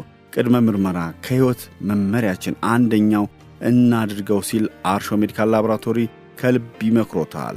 መገኛችን የት ነው ካሉን ፒያሳ ካቴድራል ትምህርት ቤት አጠገብ 4 ኪሎ አራዳ ክፍለ ከተማ ህንጻ ጀርባ እንቁላል ፋብሪካ አካባቢ ታደሰ ቸኮል ህንጻ ላይ መርካቶ ጨው በረንዳ አካባቢ 22 ማዞሪያ አክሱም ሆቴል ጀርባ መስቀል ፍላወር አካባቢ ደግሞ የአዲስ አበባ ማዘጋጃ ጋራጅ ፊት ለፊት እንገኛለን። ሳሪስ ነጊያ ቦንገር ሆቴል አጠገብ ጀሞ 1 ከለላ ህንጻ ላይ ቦሌ ቡልቡላ ማርያም ማዞሪያ አካባቢ መገናኛ ሙልጌታ ዘለቀ ህንጻ ላይ ሰሚት ፍየል ቤት አካባቢ ልደታ ባልቻ ሆስፒታል አካባቢ ወይም አህመድ የገበያ ማዕከል ላይ አርሾ ሜዲካል ላቦራቶሪን ያገኙናል። ሕክምና ላቦራቶሪ ጋር በተያያዘ መረጃ ካስፈለጎ 612 ላይ ይደውሉ። 50 ዓመታት በላቅ አገልግሎት ብቃትና ጥራት አርሾ ሜዲካል ላቦራቶሪ የልጆቻችን ኢትዮጵያ አጋሮች ስለሆኑ ምስጋናችን ከልብ ነው። ሌላው የልጆቻችን ኢትዮጵያ ስፖንሰሮች ሆሴ ሪል ስቴት። ሆሴ ሪል ስቴት ግንባታው በመፈጠር ላይ ያለውን ቅንጡ ባለ 5 ወለልና ባለ 5 ፎቅ የመኖሪያ ቤት አፓርትመንት በቀላሉ የርሱ አድርጉ። አሁኑ ይደውሉ። በ0902222225 ላይ ይደውሉ። ሕይወቱን ቀለል ከሚያደርጉ የጋራ መገልገያዎቻችን መሃል በጥቂቱ እነሆና አስታውሶ 7 ወለል ፓርኪንግ እስከ 2 ፎቅ መኪናውን አቁመው የልጆችና የአዋቂዎች የመዋኛ ገንዳ 3ኛ ፎቅ ላይ እየዋኙ ዘመናዊ ጂም 4ኛ ፎቅ ላይ ከቆንጆ እይታ ጋር የከተማውን ውብ ድባብ ይቃኛሉ። ቤተ መጻሕፍት፣ ሁለገብ መሰብሰቢያ አዳራሽ እንዲሁም የልጆች መጫወቻና ማቆያ ሌሎችም። ታዲያ ምን ይጠብቃሉ? ከስቱዲዮ እስከ ባለ 3 መኝታ በተለያዩ የካሬ አማራጮች ከልዩ ልዩ ዘመናዊ መገልገያዎች ጋር አቅርቦለታል። በመሃል ቦሌ ቅንጡ የመኖሪያ አፓርትመንት ለእርሶና ለቤተሰቦ ይዘን መተናል የሚሉት ሆሴ ሪል ስቴት ነው። የግንባታ ፍጥነቱ በከፍተኛ ጥራት እየተካሄደ በሚገኘው ቅንጡ አፓርትመንቶቻችን ላይ ኢንቨስት ያድርጉ። የሆሴ ሪል ስቴቶች መልእክት ነው። እንግዳችንን ለማስታወስ ዶክተር ተስፋዬ ደሳለኝ ይባላሉ። በፋይናንስና በኢኮኖሚ ጉዳዮች ላይ ለረጅም ጊዜ ሰርተዋል። እንዲሁም በውጭ ጉዳይ ሚኒስቴር ሱዳን፣ ዱባይና ጃፓንም በሥራ ላይ ነበሩ። አሁን አሜሪካን ሀገር እየሰሩ ወደ ሀገር ቤት ይመላለሳሉ። ለማንኛውም በሁለተኛው ክፍል አግኝተናቸዋል። ወደ ሁለተኛው ምዕራፋችን ጎራምበል የልጆቻችን ኢትዮጵያ እንግዳም ስለሆኑ ዶክተር ተስፋዬ ደሳለኝን ከልብ እናመሰግናለን። ወደ ሁለተኛው ምዕራፍ ጎራምበል። ሮሃ አፓርትመንትን ከውሉ 8 ወር ግዙፉን የረር መኖሪያ መንደርን ደግሞ 6 ወር በፊት አስቀድሞ በማስረከብ የሚታወቀው ሆሴ ሪል ስቴት በመሃል ቦሌ እጅግ ቅንጡና ዘመናዊ አፓርትመንቶችን በልዩ ጥራትና ፍጥነት በመገንባት ላይ ይገኛል። እዛው ቦሌ ፕሮጀክት 1ኛ ፎቅ በሚገኘው ቢሮአችን በአካል በመምጣት ወይም በ0902222225 በመደወል ሁሌም የሚኮሩበትን ንብረት ያፍሩ። ሆሴ ከቃል በላይ። መሬት ላራሹ ሳይታወጅ መሰረተ ትምህርት ሳይበጅ አፍሪካ በኢትዮጵያዊቷ ወርቅ ሳትፈካ ኃያሉ አትሌት በልዑሉ ሳይተካ ኤችአይቪም ኮቪድም ሳያንሰራሩ እኛ ነበርን በመንበሩ። ለግማሽ ክፍለ ዘመን የታመነ አገልግሎታችንን ለተቋደሳችሁ በዚህ ኢትዮጵያዊ ቀዳሚ የግል ላቦራቶሪ እምነት ላሳደራችሁ ተቋማትና ወገኖቻችን ምስጋና ይድረሳችሁ። ከዘመን ጋር በዘመኑ በሕክምና ሙያ ለ10 ዓመታት በተካኑ በቅንነት በታመነ አገልግሎት በአርአያነት ለ24 ሰዓት ከሚዘልቅ የላቀ ትጋት ለደጆ በቀረቡ 12 በደረሱ ቅርንጫፎች ማገልገላችን ገና ይቀጥላል።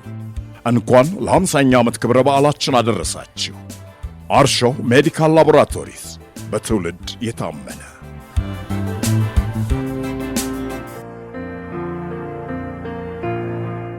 እንግዲህ አንድና አህጉር ራስን ለመቻል ዋናው ኢኮኖሚ ነው። በአፍሪካ ውስጥ የክልላዊ ኢኮኖሚ ቀጠናዎች አሉ ይባላል። እነዚህ ያሉበት በተግባር ምናልባት ያላቸው የልማት አስተዋጽኦ ምን ይመስላል? የአፍሪካ ሀገሮች የንግድ ልውውጣቸው እንደው በጣም ዝቅተኛ የሆነበት ምክንያቱ ምንድን ነው? ኢትዮጵያ ከየትኛው አፍሪካ ሀገር ጋር ትነግዳለች? እስኪ የኢኮኖሚ የንግድ ትስስራችን ምን ይመስላል? ይህንን አንሳልኝ። አመሰግናለሁ። ይህም በጣም ወሳኝ እንትን ነው። አንደኛው የኤዩ እንትን ወይም የድሮ ኦኤዩ አንዱ የትብብር መስክ አድርጎ የወሰደው የክልላዊ የኢኮኖሚ እንትኖችን ነው። ማዕቀፎች የሚባሉ ሪጂናል ኢኮኖሚክ ኮኦፕሬሽን የሚባሉት ናቸው እና አቡጃ ላይ በ1991 አፍሪካን ኮመን ማርኬት የሚባል እንትን ትሪቲ ተፈርሟል። ምንድነው ይሄ የሚለው? ሁሉም በየክልሉ 8 ቢሆኑ አሉ። በነገራችን ላይ እነዛ ክልላዊ ኢኮኖሚ ቀጠናዎች በራሳቸው እነዛን ማህበሮች እንትን ብለው በተወሰነ ደረጃ ከመጡ በኋላ ፋይናሊ እነዚህን አፍሪካን ኮመን ማርኬት የገበያ ኮመን ማርኬት የማድረግ እንትን ነው። በዚህ መሰረት 8 ሪጂናል ኮኦፕሬሽኖች አሉ። ኢትዮጵያ ለምሳሌ ኮሜሳ ውስጥ ነች ያለችው። አረብ ማግሬብ የሚባል አለ። የሰሜኑ ሴንሳድ የሚባል አለ። ኮሚኒቲ ኦፍ ሳሄል እና ሳሃራ የሚባሉት መካከለኛው። ኢስት አፍሪካን ኮሚኒቲ ቅድም ያልኩት ታንዛኒያ፣ ኬንያ እና ኡጋንዳ ያሉበት አለ። ኢኮዋስ የታወቀ ነው። የሳውዝ አፍሪካ ዌስት አፍሪካ ማለት ነው። ኢኮኖሚክ ኮሚኒቲ ኦፍ ሴንትራል አፍሪካን ስቴትስ ኢካስ የሚባል አለ። ሳዴክ ይታወቃል፣ ደቡብ አፍሪካው ማለት ነው። ኢጋድ ደግሞ እኛ ያለንበትና የአንድ 6 ነው 7 ሀገሮች ያሉበት አሉ። እነዚህ 8 ናቸው። የእነዚህ ሰክሰስ ነው ምን ደረጃ ላይ ነው ያሉት? ሪሊ ኢኮኖሚያቸው በጣም ጥሩ ኢንተግሬትድ ሆነዋል ወይ? አብረው ይነግዳሉ ወይ? አብረው ወደ ኮመን ማርኬት እየሄዱ ነው ወይ የሚለው ትልቅ ጥያቄ ነው። በነገራችን ላይ እነዚህ አሁን በፍልስፍናም በቲዮሪም ለምሳሌ ኢዩ የደረሰበትን የዩሮፒያን ዩኒየን ማለት ነው። መጀመሪያ ስትጀምር በፍሪ ትሬድ ኤሪያ ነው የምትጀምረው። ፍሪ ትሬድ ኤሪያ በሚል ትጀምራለህ። ካስተምስ ዩኒየን የታሪፍን አንድ አይነት ሆሞጂኒየስ የማድረግ ነው። ቀጥሎ ኮመን ማርኬት የሚባል ነው። ቀጥሎ ኢኮኖሚክ ዩኒየን፣ የመጨረሻው ፖለቲካል ዩኒየን ነው። ፖለቲካል ዩኒየን ማንም አልደረሰም። ከዛ የፖለቲካ እነዚህ ደረጃዎች ናቸው። አሁን የአውሮፓን ኢዩን ካይ ኢኮኖሚክ ዩኒየን ደርሰዋል። ፖለቲካል ዩኒየን ማንም አልደረሰም። እኛ ደግሞ በአንጻሩ ፍሪ ትሬድ ኤሪያ ላይ ነን። ለዛውም ፍሪ ትሬድ ኤሪያም አይደለም ገና። ፍሪ ትሬድ ኤሪያ የሚባለው ፖለቲካዊ ውህደት አንድ መንግስት፣ አንድ ፓርላማ፣ አንድ ጁዲሻሪ ምናምን ማለት ነው እንደ አንድ ሀገር። ግን ለምሳሌ የአውሮፓ በኢኮኖሚ ውህደት ፈጥረዋል። ሞኔታሪ ዩኒየን መገበያያ ገንዘባቸው እንደዚህ። ለምንድን ነው የኢኮኖሚው ከዚህ በላይ ማለት የፖለቲካው ውህደት ምናልባት የከበዳቸው? በዛ ውስጥ የተለያዩ የሚነሱ ጥያቄዎች አሉ። ጥሩ ጥያቄ ነው። ፖለቲካል ዩኒየን እንግዲህ የትልቅ ኮንሰፕት ነው እንዳልኩ። ዳይቨርሲቲን አንድ ላይ ጨፍልቆ የሚሄድ ነው። በስነ ልቦና ቋንቋ በነገራችን ላይ ትልቅ እንትን አለው አይደለም፣ ባህልም አለው። ይሄ ድሪም የምታደርገው ነው እንጂ ትደርስበታለህ ማለት አይደለም። የሚቀጥለው ጄኔሬሽን ምናልባት በነገራችን ላይ አውሮፓ በብዙ ነገር ተዋህዷል። ፖለቲካ አስተሳሰቡ የዩሮፒያን ኮርት የሚባል አለ። አንተ አገርህ የሆነ በደል ቢደርስብና የአገሩ ኮርት የማይገባ ጀስቲስ ከሆነ የሰጠ ኢንጀስቲስ ከሆነ ሄደ ዩሮፒያን ኮርት መክሰስ ትችላለህ። እንዲህ አይነት ነው እና ፖለቲካል ዩኒየኑ ትልቅ ነው ሪሊ እንደ አንድ ሀገር። በቃ አንድ ዩሮፒያን ፓርላመንት በነገራችን ላይ ፓርላማ አላቸው፣ ግን ምርጫም ይወዳደራሉ ሰዎች ምናምን። አንድ አይነት እንትን ግን አይደለም። ምናልባት ፓርቲዎች ትንሽ ፓርቲዎች ለአውሮፓ ለሚባለው አህጉር ሲወዳደሩ እንደማለት ነው። እሱ ከባድ ነው። ለማንኛውም የኛ ገና እንትን ላይ ያለው የአፍሪካው ስሙ አለ፣ እንትኖቹ አሉ፣ ስቴጆቹ አሉ፣ ስሙ አለ። ግን ኢን አክቹዋሊቲ በጣም ብዙ ፈተና ያለበት ነው። አንደኛው የፖለቲካ አለመረጋጋት ነው፣ ኢንስታቢሊቲ ነው። ለእነዚህ እንትኖች በደንብ አለመሄድ ማለት ነው። ይሄ ሉዓላዊነትና ናሽናሊዝም የሚባለው አለ። አክርሮ እንትን ሶቨርኒቲን አለመልቀቅ ማለት ነው። በዚያ በሀገሬ ላይ ምናምን ፖሊሲ ታሪፍ ምናምን የምትለው ማለት ነው። ናን ስቴት አክተርስ የሚሏቸው ከመንግስት ውጭ ያሉት በጣም ብዙ ናቸው። እነሱን ኢንቮልቭ አያደርግም። በስቴት ብቻ ነው ይሄ እንትን ያለው። ኢንፍራስትራክቸር ምንለው ምንድን መሰረተ ልማት ነው። መሰረተ ልማት ኦልሞስት የለም። ንግድ የምትነግደው በዛ ነው። በአንጻራዊ የተሻሉ ሪጅኖች አሉ። ኢንስቲትዩሽኖች ይሄ በኢንቴግሬሽን ውስጥ ያለው የተቋማት እንትን በጣም ደካማ ነው። በዚህ የተቃኙ አይደሉም ይባላል። ኢምፕሊመንት የሚደረግበት የሚፈጸምበት ፕሮቶኮል የሚፈጸምበት አግባብ በደንብ በስርዓት የተቀመጠ አይደለም የሚሉ አሉ። እነዚህም ሌሎቹ ደግሞ የሚሉት ሪጂናል ኢኮኖሚክ እንትኖቹ 8 መሆናቸው ራሱ ብዙ ነው። ለምሳሌ ኢትዮጵያ ኢጋድም ውስጥ አለች፣ ኮሜሳም ውስጥ አለች። ኬንያ ኢስት አፍሪካን ኮሚኒቲ ውስጥ ማለች፣ ኮሜሳም አለች። እንደዚህ አይነት ዱፕሊኬሽን ምናምን አለ። ሌላው በብዙዎች የሚሞግቱት ቲዮሪ ኦፍ ኮሌክቲቭ አክሽን ይሉታል። ብዙ ሰዎች ወይም ኢንዲቪጁዋልስ በግሩፕ እንትን ውስጥ እንትን ያደርጋሉ እንጂ ዲክሌር ያደርጋሉ፣ አቋም ይወስዳሉ እንጂ ግን ሰልፍ ኢንትረስት ነው ሁልጊዜ የዛ ያንጸባረቁትን ያህል ኢንትረስት አይደለም። ኮሚትመንት ኮሌክቲቭ እንትን ውስጥ ብዙ ጊዜ ዊዝድሮ ያደርጋሉ ፎር ዲፈረንት ሬዝንስ። የጋራ ራዕይ ቢኖራቸውም ራዕዩን ግን ወደ መሬት አያወርዱትም። የዚህ አይነት እንትን አለ እዚህ ውስጥ የሚል ብለው የሚሞግቱ ሰው አገሮ እንትኖች አሉ ሰዎች። ሌላው መርሳት የሌለብን ለምሳሌ በ2018 አፍሪካን ኮንቲኔንታል ፍሪ ትሬድ ኤሪያ ተፈርሟል። ይሄ ማለት ነፃ አፍሪካ ሀገሮች በዚህ እንዲሄዱ። ብዙዎቹ ግን ታሪፍ ጭነው የመንግስት ረቨኑ የሚያገኙ የመንግስት ቀረጥ ጭነው የመንግስት ገቢ እንትን ነው ምንጭ ነው። ብዙዎቹ መልቀቅ የማይፈልጉት ኢትዮጵያ ለምሳሌ ከኢምፖርት እንግዲህ 22 ቢሊዮን ነው። ያን በዛ ቀረጥ የምታገኘውን ማሰብ ይቻላል። ፍሪ ትሬድ ኤሪያ ከሆነ ከኬንያ ከግብጽ ከምናምን ይገባል ማለት ነው። ኢምፖርት ሰብስቲቲዩት ከምንድነው ትሬድ ዳይቨርሽን ይባላል። ትሬድ ዳይቨርሽንና ትሬድ ክሬሽን የሚባሉ ሀሳቦች ትሬድ ዳይቨርት ያደርጋል። በዛ ምክንያት የመንግስት ረቨኑ ይቀንሳል ማለት ነው። የመንግስት ገቢ ይቀንሳል። ይሄንን ብዙ አፍሪካዎች ሀገሮች እንትን ሬዲ ሆኖ አሉ። በተወሰኑት ግን የእንትን ላይ የንግድ ላይ የሚጥሉት ቀረጥ ገቢ እንትን ነው። ሌላው ትልቁ ነገር አንድ አይነት ኤክስፖርታቸው አንድ አይነት ነው። ወደ ውጭ የሚልኩት ተመሳሳይነት አለ እና ከዚህ ውስጥ ያደጉት ሀገሮች በማኑፋክቸሪንግ እና በዚህ በኢንዱስትሪ ያደጉት ሀገሮች እንትን አድቫንቴጅ ይመታሉ ማለት ነው። አንተ አግራሪያን ከሆንክ የአግሪካልቸር የግብርና እንትን ለኬንያ አትልክም። ኬንያ ያለው ግን ኢንዱስትሪው ሪያሊቲም ትክክለኛው እሱ ነው። ዜሮ ቢያደርጉ ኬንያና ኢትዮጵያ ማን ነው የሚጠቀመው? ነው ኬንያ ነች የምትጠቀመው። ምክንያቱም አብዛኛው እኛ የሌለን ስለሚያመርቱ ወደዛ የምንልከው ግን አብዛኛውን ኬንያም ታመርታለች። በዚህ ምክንያት እንትን ውስጥ ነው የሚሆነውና የቤኔፊቱ እንትን ነው። ግን የዚህ ላይ እንደው ዶክተር አንድ እንትን ልጨምርልህና ቅድም ያው ኢንቨስትመንት አይደለ ሁሉም ኢንቨስት ነው የሚያደርጉት። ከኢንቨስትመንት ጋር በተያያዘ የረጅም ጊዜ እቅድና ተገማችነት ይፈልጋል አንድ ኢንቨስትመንት። ለምሳሌ ሀገራችንን ብናይ ምን ያህል ለዚህ ዝግጁ ነን? ለተገማች ነን ወይ? አንድ ኢንቨስተር ኢንቨስት አድርጎ ምርት አምርቶ ኤክስፖርት አድርጎ ይሄ ቀጠናዊ ትስስሩን ለማስተሳሰር መጀመሪያ እኛ ራሳችን ውስጣዊ ዝግጅታችን ምን ያህል ነው? የሰላሙ ጉዳይ ይታወቃል። ግን የክልል መንግስታት ከዚህ በፊትም አንስተነዋል። ለዚህ አይነት ጽንሰ ሀሳብ ያን ረጅሙን የአፍሪካን ቀጠና የንግድ ትስስሩን ስታስብ ወደ ቤት ስትመጣ ደግሞ ያው የራስ ገመና ጋር የምታየው ነገር አለ። ይሄ እንዴት ነው ማስተካከል የሚቻለው? ከባድ ነው። ሪሊ ከባድ ጥያቄ ነው።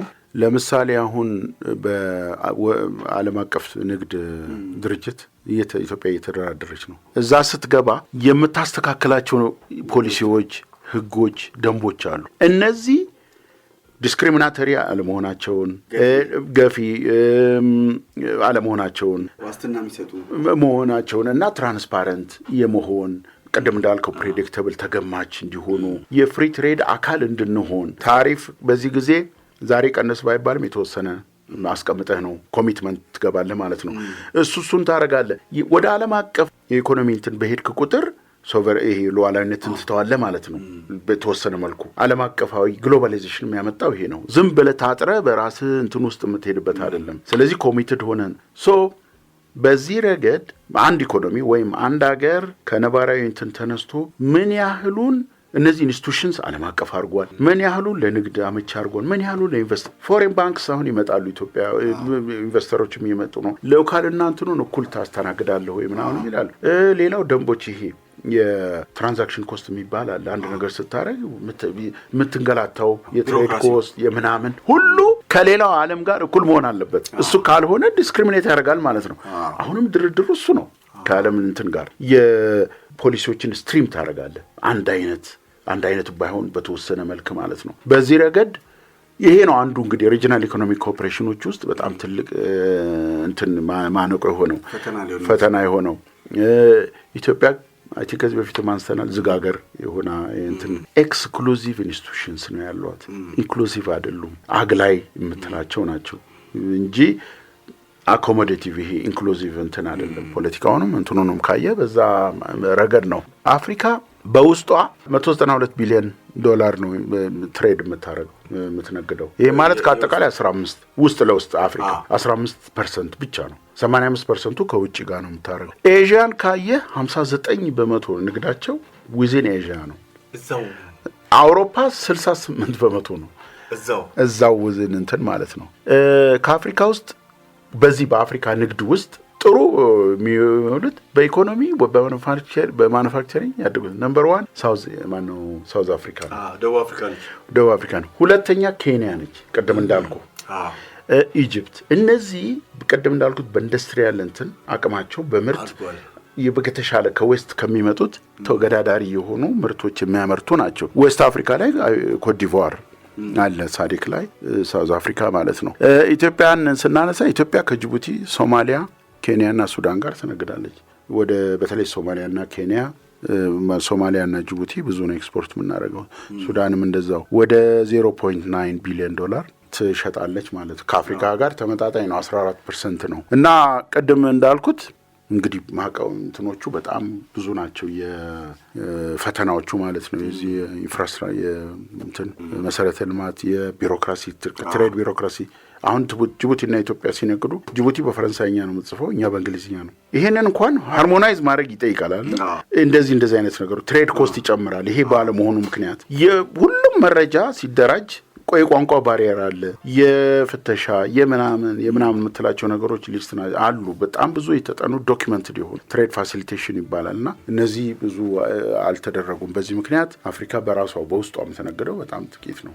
እንግዲህ አንዳንዱ የአፍሪካ አህጉር መሪዎች በሙስና፣ በሰብአዊ መብት ረገጣ፣ መፈንቅለ መንግስት፣ በአፈና አብዛኞቹ ካለፉ በኋላ የሚታወሱት በዚህ ነው። ይሄ ለምንድን ነው ብሎ ማንሳት ይቻላል። ምናልባት ይሄንን የአፍሪካ ህብረት ስብሰባ ላይ እንደዚህ አይነት መፈንቅለ መንግስት ስለሱ ሲያነሱ ሰምቼ አውቃለሁ። ግን ራሳቸው መሪዎቹ ተሰብስበው ስለ ሙስና፣ ስለ ሰብአዊ መብት ረገጣ ወዘተ ሲያነሱ ሰምቼ አላውቅም። ምናልባት ለምንድን ነው በዚህ የሚታወሱት? እንግዲህ ከባድ ጥያቄ ነው። ከቅኝ ግዛት ማግስት ጀምሮ ቅድም ያልነው የተወሰነው በቅኝ ገዢዎች ምክንያት፣ የተወሰነው ኤሊት የተረከበው ኤሊት ያንን የማስቀጠል ቴንደንሲ የሚያቀዩ የስቴት ካልቸር የመንግስት እንትን ስቴት ፎርሜሽን፣ ኔሽን ቢልዲንግ የሚባሉት ነገሮች በስርዓት የተደረጉ አይደሉም። ሌላው ሲንግል ፓርቲ፣ አብዛኞቹ ሲንግል ፓርቲ እና ንክሩማን ጨምሮ ትልልቅ ሰዎች ትልልቅ ቪዥን ያላቸው ሲንግል ፓርቲ ላይ ነው የሄዱት። እንደ አለመደማመጥ፣ ይሄ ፍጹማዊነት፣ በቃ እኔ ያዝኩት አቋም እና ቨርሰስ ይሄ የሁለት የጠላት የማድረግ ዳይኮቶሚ፣ ፖለቲካል ካልቸሩ ምንም እንትን ዶሚናንስ መሆኑ፣ ተርም ሊሚት የለም አፍሪካ ውስጥ። ቅድም እንዳልኩት ብዙ ተርም ሊሚት የግድ ነው። የምርጫ ጊዜ ለምሳሌ ምናልባት ይህንንም ከፈረንጆቹ ስላየ ነው በደንብ ባሉት መሪዎች ባሉት ተቋሞች በደንብ ከሰራ ለምን 40 ዓመት አታስተዳድርም? ምንድነው ችግሩ? እሱ መለኪያ ነው ወይ? በደንብ ዲሞክራት ከሆንክ፣ በደንብ ነጻ ተቋማት ካሉ፣ በደንብ ህዝብ የምታገለግል ከሆነ፣ ኢንቨስትመንት በየትኛውም አካባቢ በየትኛውም ክልል ዜጎች እንደፈለጉ የሚንቀሳቀሱ ወጣቶች የሚሰሩ ከሆነ፣ ለምሳሌ በኢትዮጵያ ጉዳይ ካየ ነው የትኛውም አካባቢ ተንቀሳቅሰው ኢትዮጵያውያን ቢሰሩ ያንተ ሰፈር ያንተ ምናምን ሳትባባል ሁሉም በችሎታው በአቅሙ ቢወዳደር ቢፎካከር ይሄን ሁሉ 130 ሚሊዮን ህዝብን ምናልባት ከዛ ውስጥ 70% የሚሆነው ወጣት ነው ይባላል። የተማረው ኃይልም ሁሉም በፍትህ አይን ኩል ቢንቀሳቀስ አንድ ስርዓት ለምን 40 ዓመት አይቆይም? እሱ ነው ወይ ችግሩ? የግድ አንዳንዴ የእነሱን መለኪያ ስንወስድ የኛ የራሳችንስ መለኪያ አይኖረንም ወይ?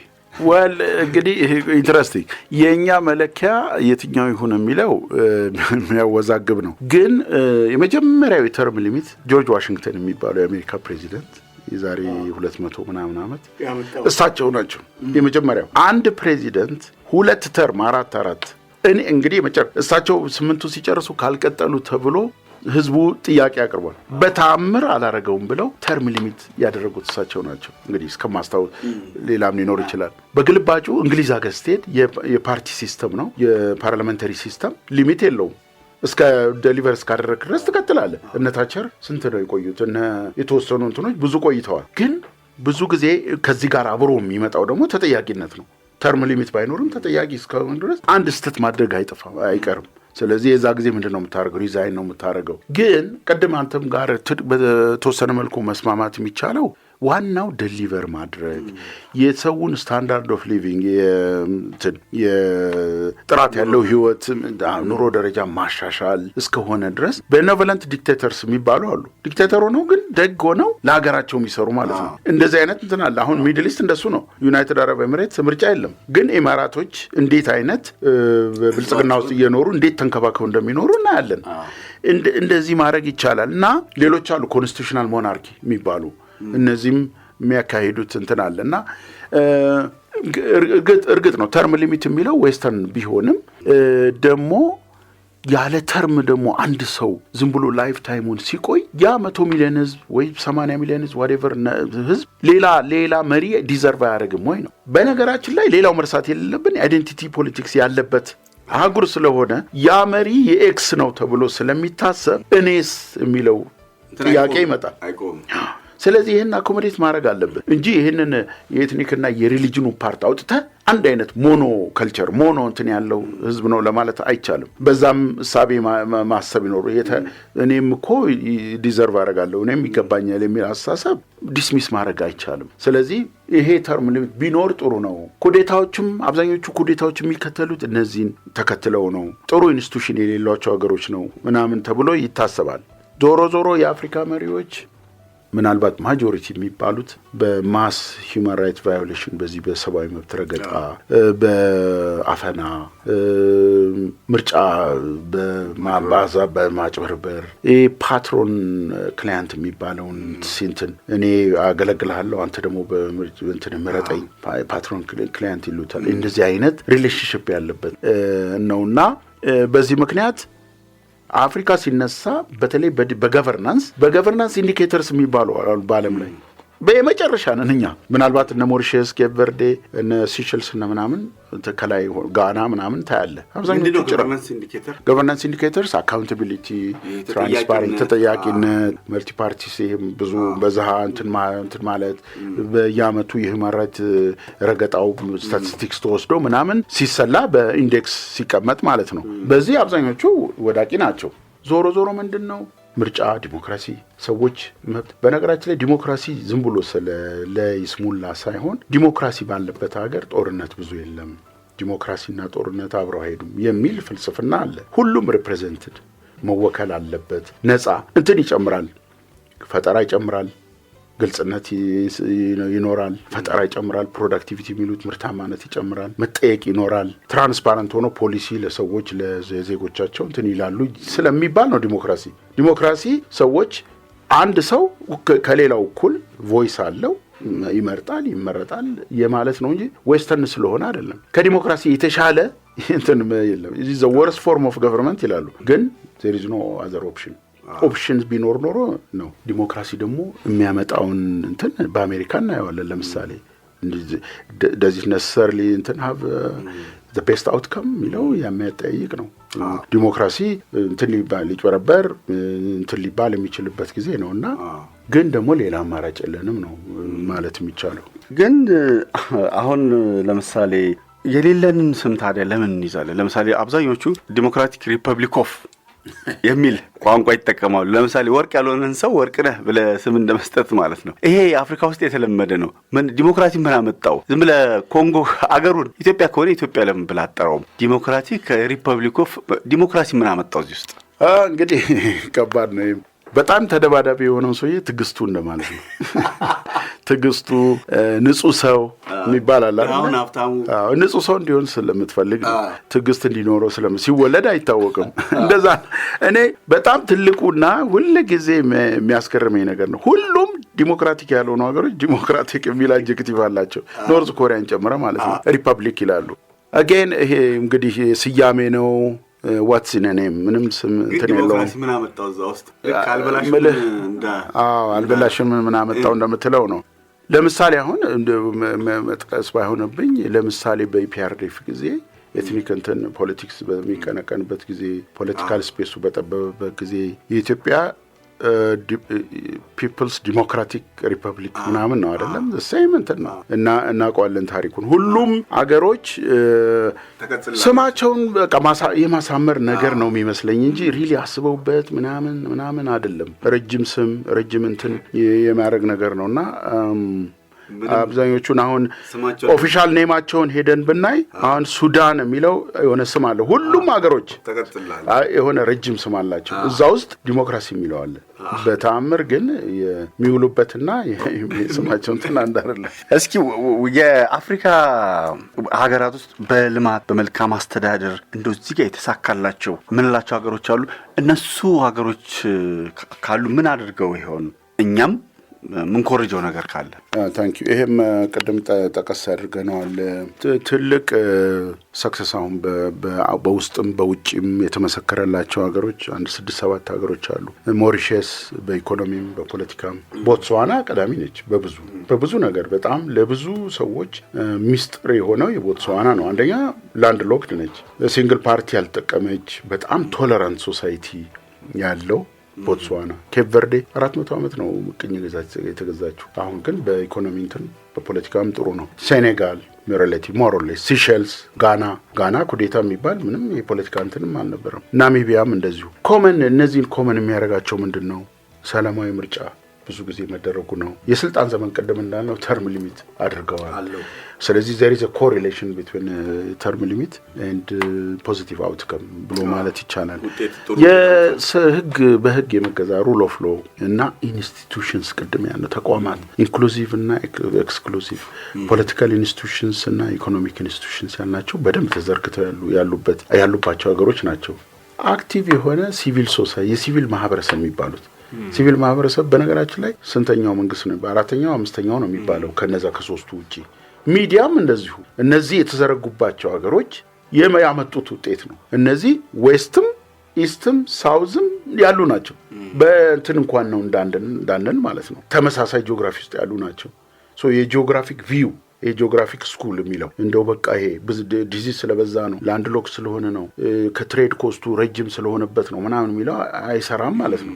ኢንስቲትዩሽናሊስት ቪው እንትን የሚለው ለዚህ ነው። በዚህ ላይ ቅድም እንዳልኩት ዋይ ኔሽንስ ፌል በጣም ትልቅ ኤክስፕላኔሽን አድርጎ ያመጣው ይሄን ሮል ኦፍ ኢንስቲትዩሽንስ እና ገቨርንመንት እና የማርኬት ሲስተምስ መንግስትና ሁለቱም ባላንስ ማድረግ መንግስትና ገበያ ነው የሚባለው ሚክስድ እንትን አድርገ የመሄድ እንትን የተከሉ ሀገሮች ናቸው ማለት ይቻላል። ለምሳሌ ምን አድርገው ነው የሚለው ቦትስዋናን ካየ ለምሳሌ ሪሶርስ የሀብት ማኔጅ ማድረግ ስትሮንግ ገቨርናንስ የመንግስት እንትናቸው ፖለቲካል ስታቢሊቲ ምናምን መኖሩ። ጋና ለምሳሌ ሂውማን ካፒታል ላይ ሰው ላይ መስራቷ ኢንቨስት ማድረጓ። ሞሪሸስም እንደዚሁ ኢኮኖሚውን ዳይቨርሲፋይ አድርገዋል። ቀደም ዳይቨርሲፋይ ማድረግ የሆነ የኢምባላንስ የኢኮኖሚ ኢምባላንስን ኮሬክት ማድረግ።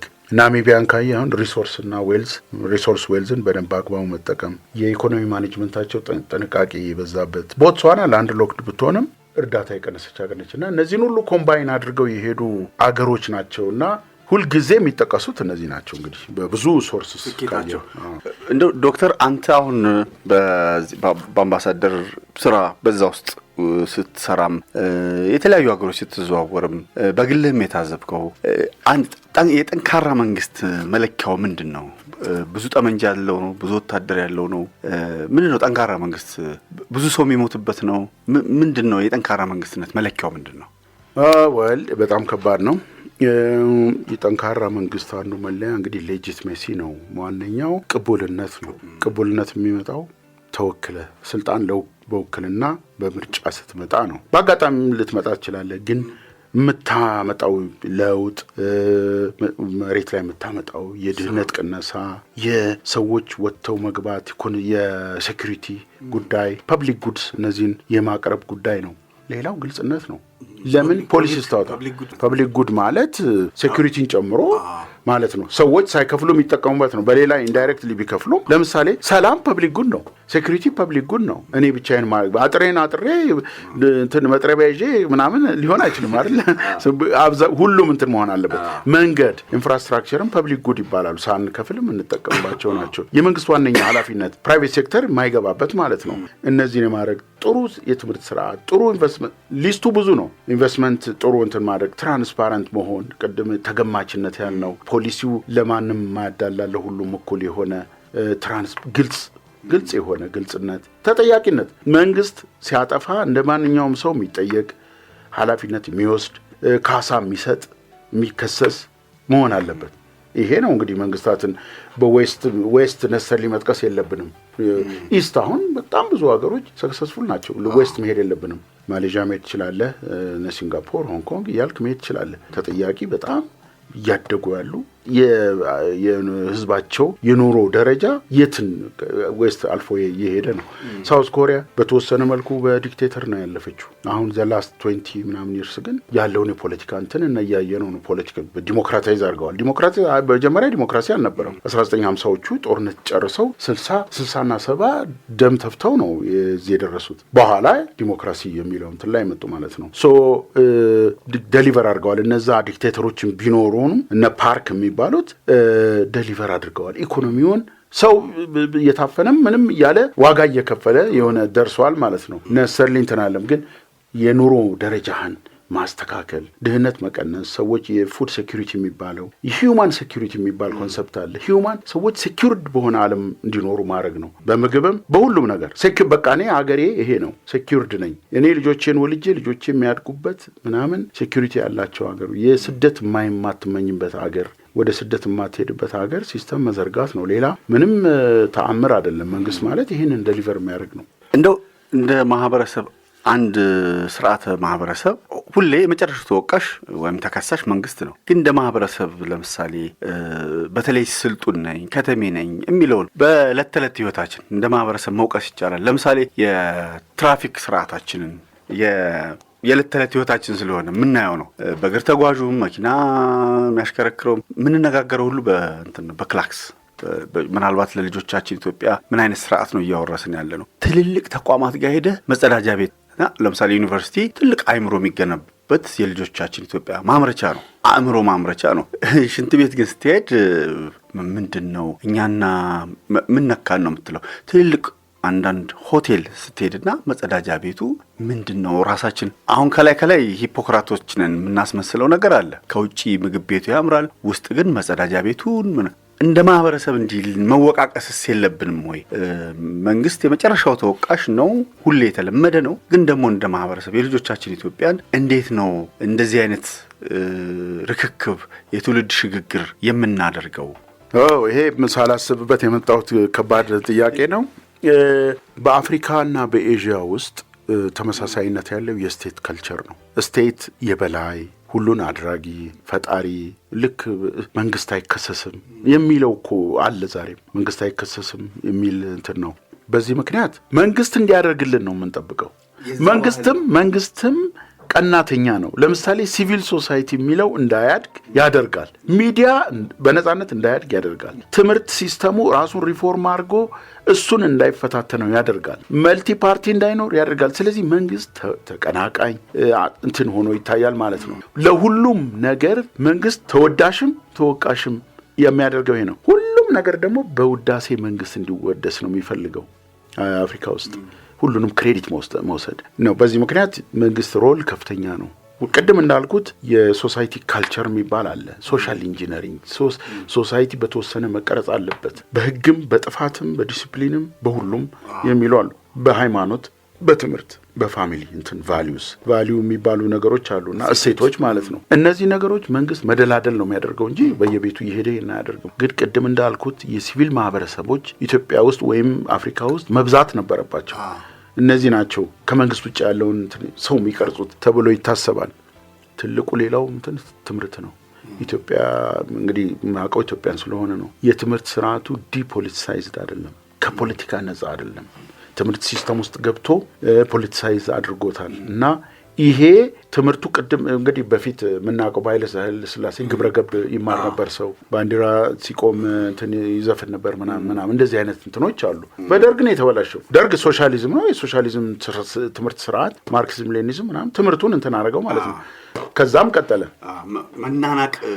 መናናቅም ትምህርትን ፒላር አንድ የሶሳይቲ ፒላር ማፍረስ ነው የሚሉ ሰዎች አሉ።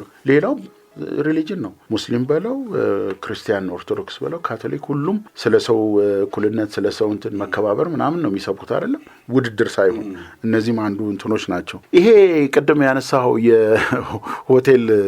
የሆቴልና የመንግስት መስሪያ ቤቶች ለመጸዳጃ ቤት ያላቸው ግምት ምናምን የሚለው እኔ ከሰሜን እኔ አምሶሪ ይሄንን በማለቴ ከሰሜን ባህል ጋር እንትን የሚል ነው። አንድ ጊዜ ፕራይም ሚኒስተር መለስ ሲሉ የሆነ ፓርላማ ላይ ተጠይቀው ነው የሰሜን ሰው እኮ የውስጥ በጣም ያደፈ ልብሱን አድርጎ ቸርች ሲሄድ ነጭ ሸማ አድርጎ ነው የሚሄደው።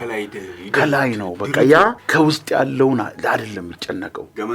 ገመና መደበቅ የሚባለው ነው። ከላይ ደስ ብሎ ነው የምትሄደው። እርቦ እኮ ሰሜን ውስጥ አትበለ ትግደራደራለህ። እንደዚህ አይነት ነገር አለና አሁን ከውጭ አሳይተን ውስጡን ለቄስ ይባላል እንደዛ አይነት ነገር ነውና ሪሊ የአንድ ህዝብ ጤንነት ምን ጓዳ ላይ ነው መጸዳጃ ቤት ኪችን ለሁለቱም ያለን ግምት እንትን ነው የወረደ ነውና ይሄ ትልቅ ፓራዳይም ሽፍት ይሄ ምንድነው ለውጥ የሚያስፈልገው ነገር ነው። ሪሊ ይሄን ኤክስፕሌን ለማድረግ እኔ እንትንም የለኝም ግን ዝም ብዬ ሳየው የመታየት ነው እንጂ ውስጥ ያለው ፈንዳሜንታል የሆነው ነገር ምን ታዝባለህ?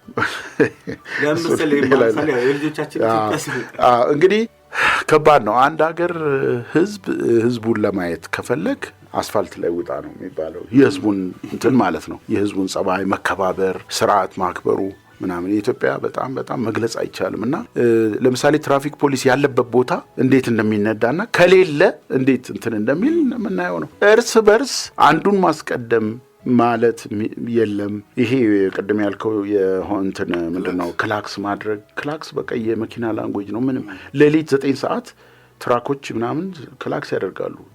ሆስፒታል ጋር ጥሩምባ እንዲተስሎ ኖ እንትን የሚል አለ ነበር ድሮም የምናውቀው። ሆስፒታል ጋር በጣም ብዙ ሰው ታሞ የሚታከምበት እንትን ነው እዛ ጋር ይደረጋል። አክሲደንት በየእንትኑ ታያለ በየቀኑ የተወሰነ ቦታ ምን መቀዳደም ነው ፎር ኖ ሪዝን ሶ እኔ እውነት ለመናገር እዚህ ላይ እንትን የለኝም። ግን ህዝቡ ያንተ ይብስ ይባላል አለም ድሮ እንደዚህ አይነት ነገር ትቷል። አሁን መቀዳደም የኮኦፕሬሽን ጊዜ ነው። የብልጣብልጥነት ጊዜ እኔ ብቻ የመንገዱ የኔ መንገድ የሁሉም ነው የአንተ ብቻ አይደለም። ልክ የራሱ እና ሌን አሁን ለምሳሌ ሌን ላይን እንትኖች አሉ መኪና የሚነዳበት ሌን ያለበት ቦታ እግር ሁለት እግሩን እዛና እዚያ አድርጎ የሚነዳ እንደገና መንጃ ፈቃድ የሚወሰድበት መንገድ መፈተሽ አለበት። ሪሊ በገንዘብ ነው ምናምን ብቃት የሌላቸው ሰዎች ናቸው። ስለ ቴክኒክ ምንም አያውቁም። ስለ ትራፊክ ምልክት ምንም ያለማወቅ አለና እነዚህ ሁሉ ተደምረው ግን ባህሉ ደግሞ ትልቅ እንትን አለው። ሪሊ ባህል ያለው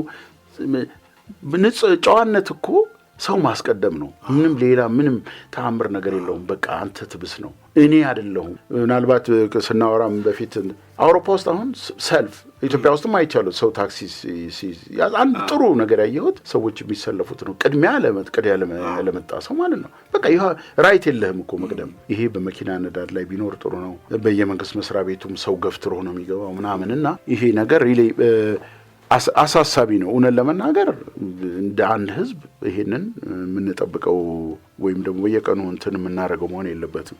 ዶክተር በዚህኛው ጥያቄ መጨረሻ ጥያቄ ልቋጭልህ። ለወደፊት ያው አፍሪካንም ኢትዮጵያንም ሊሆን ይችላል ለወደፊት የሚቀጥሉት ዋና ፈተናዎች ብለን መገመት የምንችላቸው ነገሮች አሉ ወይ? መፍትሄስ አላቸው ቀድመን እንድንዘጋጅ? አመሰግናለሁ። የመጨረሻው ጥያቄ እሱም ከባድ ነው። አንድ ጊዜ አዲስ አበባ ዩኒቨርሲቲ በኢኮኖሚክስ ዲፓርትመንት ስንማር 3ኛ ዓመት ላይ የዲቨሎፕመንት ፕሮብሌምስ ኦፍ ተርድ ወርልድ የሚባል ኮርስ በጣም ኢንትረስቲንግ ዶክተር እሸቱ ጮሌ ነበር የሚያስተምሩ እና 3ኛ ዓመት የዲቨሎፕመንት ኢኮኖሚክስ ነው እና ሙሉ ዓመት ነው የተማርነው ማለት ነው። ኮርስ 1 እና ኮርስ 2 ተብሎ መጨረሻው ላይ የመጨረሻው ዕለት በሳምንት 3 ነው የምንማረው። ስለዚህ ስለ እሳቸው ሌላ ቀን እድል ካለኝ አወራለሁ። ግን በጣም የፍልስፍና ጥግ የሆኑ በጣም ምሁር አሜሪካን ሀገር የተማሩ ሰው ነበሩና የመጨረሻው ሁለተኛው ሴሚስተር መጨረሻ ላይ ጥያቄ ያላችሁ ወይ ብለው ጠየቁን። ከኛ ውስጥ ከእስር ቤት ወጥቶ ማቹርድ የሆነ በጣም ጎበዝ ተማሪ ነበር። እሱ ብቻ ነው ጥያቄ ጠየቀው። እስካሁን ያላየነው የልማት ሞዴል ከአውሮፓ የአግራሪያን የጃፓን የአሜሪካ እንዴት ሰለጠነች የምን ያልተማርነው ሞዴል ቴክ ኦፍ ምናምን የሚባሉ ሁሉ የነርክስ የሚባል የታወቀ አግሪካልቸር ነው ኢንዱስትሪያል ሪቮሉሽን ምናምን እንግዲህ ማአት ነገር ነው የተማርነው። እና አሁን አፍሪካ ከዚህ ሁሉ ለመውጣት የትኛውን መከተል አለባት ብሎ ጠየቀ። በጣም ሳቁ። እኔ ይሄ ለዚህ ጥያቄ ቢኖረኝ ኖሮ እናንተን እዚህ ቆሜ ያስተምር ነበር ወይ? መልስ ቢኖረኝ እኔ መልስ ላስተምር አይደለም እዚህ የመጣሁት። ይሄንን ተመራምራችሁ እንድትደርሱበት ነው። እኔ ቲዮሪውን ሜቶዶሎጂውን ያለውን ምርጫ ማስተማር ነው እንጂ እኔ ምንም እንደዛ ነው መፍትሄ እኔ ፖሊሲ በመጀመሪያ ለዚህ መልስ ቢኖረኝ አስተማሪ ያልሆንም አሉ። እና አስታውሳለሁ እንግዲህ ቻሌንጁ መጽሐፎች ተጽፈውበታል እና አንድ ሲንግል ሶሉሽን የለውም። እንዳልኩት ኢኮኖሚስቶቹ የሚሉት አለ፣ ፖለቲካል ሳይንቲስቶቹ የሚሉት አለ፣ ሌሎችም አሉ። እኔ እንግዲህ ወደ ኢኮኖሚክሱ ስለማደላ በዛ ቅድም ባልኩት ነው። ግን ዋና ቻሌንጆች ለአፍሪካ ብዬ የማስባቸው የአይደንቲቲ ፖለቲክስ ነው። አይዘር ኤትኒሲቲ የማንነት በዘር ወይ ደግሞ በሪሊጅን የማሰብ አይደንቲቲ ፖለቲክስ አደጋ በተለይ ከቀዝቃዛው ጦርነት በኋላ ኮንፍሊክቶች የመጡት በዚህ መልክ ነው። በአይዲዮሎጂ አይደለም። ሁሉም ሀገር ከነሩዋንዳ ጄኖሳይድ 1994-93 ፖስት ኮልድ ዋር ነው። ኮልድ ዋር አቁሟል የዛ ጊዜ። እንደዚህ አይደንቲቲ በጣም በስፋት እያለ የመጣበት ነው። አይደንቲቲ ፖለቲክስ ከባድ ነው። ሪሊጂየስ ኤክስትሪሚዝም ከረንሲ ያገኘ ነው። አክራሪነት በየዌስት አፍሪካም ብትሄድ ምስራቅም ብትመጣ እንደዚህ ነው። የመንግስት ስቴት ፎርሜሽን ገና ፕሮሰሱ አላለቀም። ኔሽን ቢልድ ተደርጎ አላለቀም። እንደዚህ ላይ መስራት አለባቸው። ስላልተሰሩ ነው ማለት ነው። ፓትሮን ክላይንት ሪሌሽንስ ያልኩታል። የመንግስትና ይሄ ጥቅምና የአከካይ ልከክ የሚለው ይቀጥላል። ሀሳቦች በብዛነታቸው የሚስተናገዱበት የለም። ፕሉራሊዝም የሚባለው ዲስሚስ ማድረግ አንዱን መጨቆን አንዱን የማድረግ ነው። ፓርቲዎች በብዛት ፕሉራል ፓርቲ ነገር የለም። የፖለቲካ ባህላችን መቀየር አለበት። ፖለቲካል ካልቸር ዲቤት የሚደረግበት፣ ሀሳብ የሚያሸንፍበት፣ ሀሳብ የሚወድቅበት፣ ሀሳብ የሚሸጥበት መሆን አለበት ማለት ነው።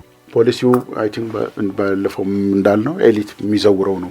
ይሄ ኤሊት የሚባለው በአማርኛ ጠፍቶኛል። እሱ ልሂቃን የሚባሉት ናቸው። በኔቸር ኮስተር ክላይሜት ቼንጅ በጣም አደጋ ሆኖ እየመጣ ነው። ብዙ በተፈጥሮ ድርቅ እና ጎርፍ አለ። አፍሪካ በጣም እያለች ነው። ዴዘርቲፊኬሽን በረሃማነት እየጨመረ ነው። ይሄም ውሃ እጥረት ቀላል ተደርጎ ይወሰዳል። ከዚህ ከአየር ለውጥ ጋር ተያይዞ ውሃ እጥረት አለ።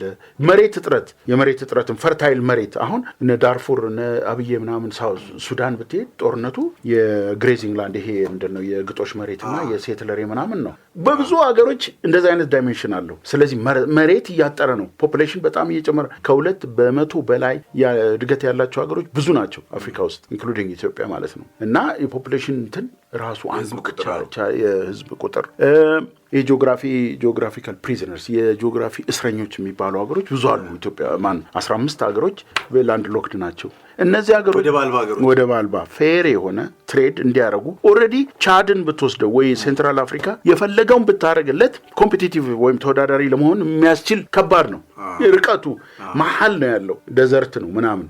እነዚህን 5-6 ሀገሮች ትተን ሌሎቹ ግን አክሰስ ሊፈጠርላቸው አብረ ማደግ ፓን አፍሪካኒዝም ይባላል እኮ ቀደም እንዳልኩት ፓን አፍሪካኒዝም ራሱ ቻሌንጅ ራሱ አለው። ሪሊ እንደው በውስጥ በልባችን ውስጥ አለ ወይ ነው። እና ፖለቲካል አለመረጋጋት ይሄው ቀደም እንዳልኩት ነው ከገቨርናንስ ጋር። ይሄ ገቨርናንስ ሪሊ በደንብ አስበንበት ማድረግ አለ። ኮረፕሽን ይሄ ምንድነው ሙስና የምትለው ይቀጥላል። ትራንስፓረንሲ ግልጽነት እስከሌለ ድረስ፣ ተጠያቂነት እስከሌለ ድረስ ከመሬት ማትረፍ ሬንት ሲኪንግ የሚባለው ይሄ የማይገባ ገንዘብ መሰብሰብ የሚለው ከህግ ግልጽነትና ከምናምን የሚመጣ ነው። እነዚህ ነው ማለት የሚቻለው ለአፍሪካ በጣም ጥሩ ስጋት የሚሆኑ ናቸው። እንግዲህ ወደፊት የምናየው ነው። መልካምን ሁሉ መመኘት ነው። ሌላ ኦፕቲሚዝም ያስፈልጋል። ባለፈውም እንዳልኩት ኮሌክቲቭ ቪዥን መኖር ያስፈልጋል። ሰው ልጅ በጥንካሬ መስራት አለበት። ቪዥነሪ መሆን አለበት። ከአንድ ጄኔሬሽን ወደ አንድ ጄኔሬሽን የሚተላለፍ እሴት መኖር አለበት። እሴት እየተበጣጠሰ ነው የሚል ነው። ዶክተር ተስፋዬ ስለ ልጆቻችን ኢትዮጵያ ብለህ አብረን ስለነበርክ እነዚህንም ሰፋፊ ሀሳቦች አብረን ስላነሳ ከልብ አመሰግናለሁ። እኔም በጣም አመሰግናለሁ።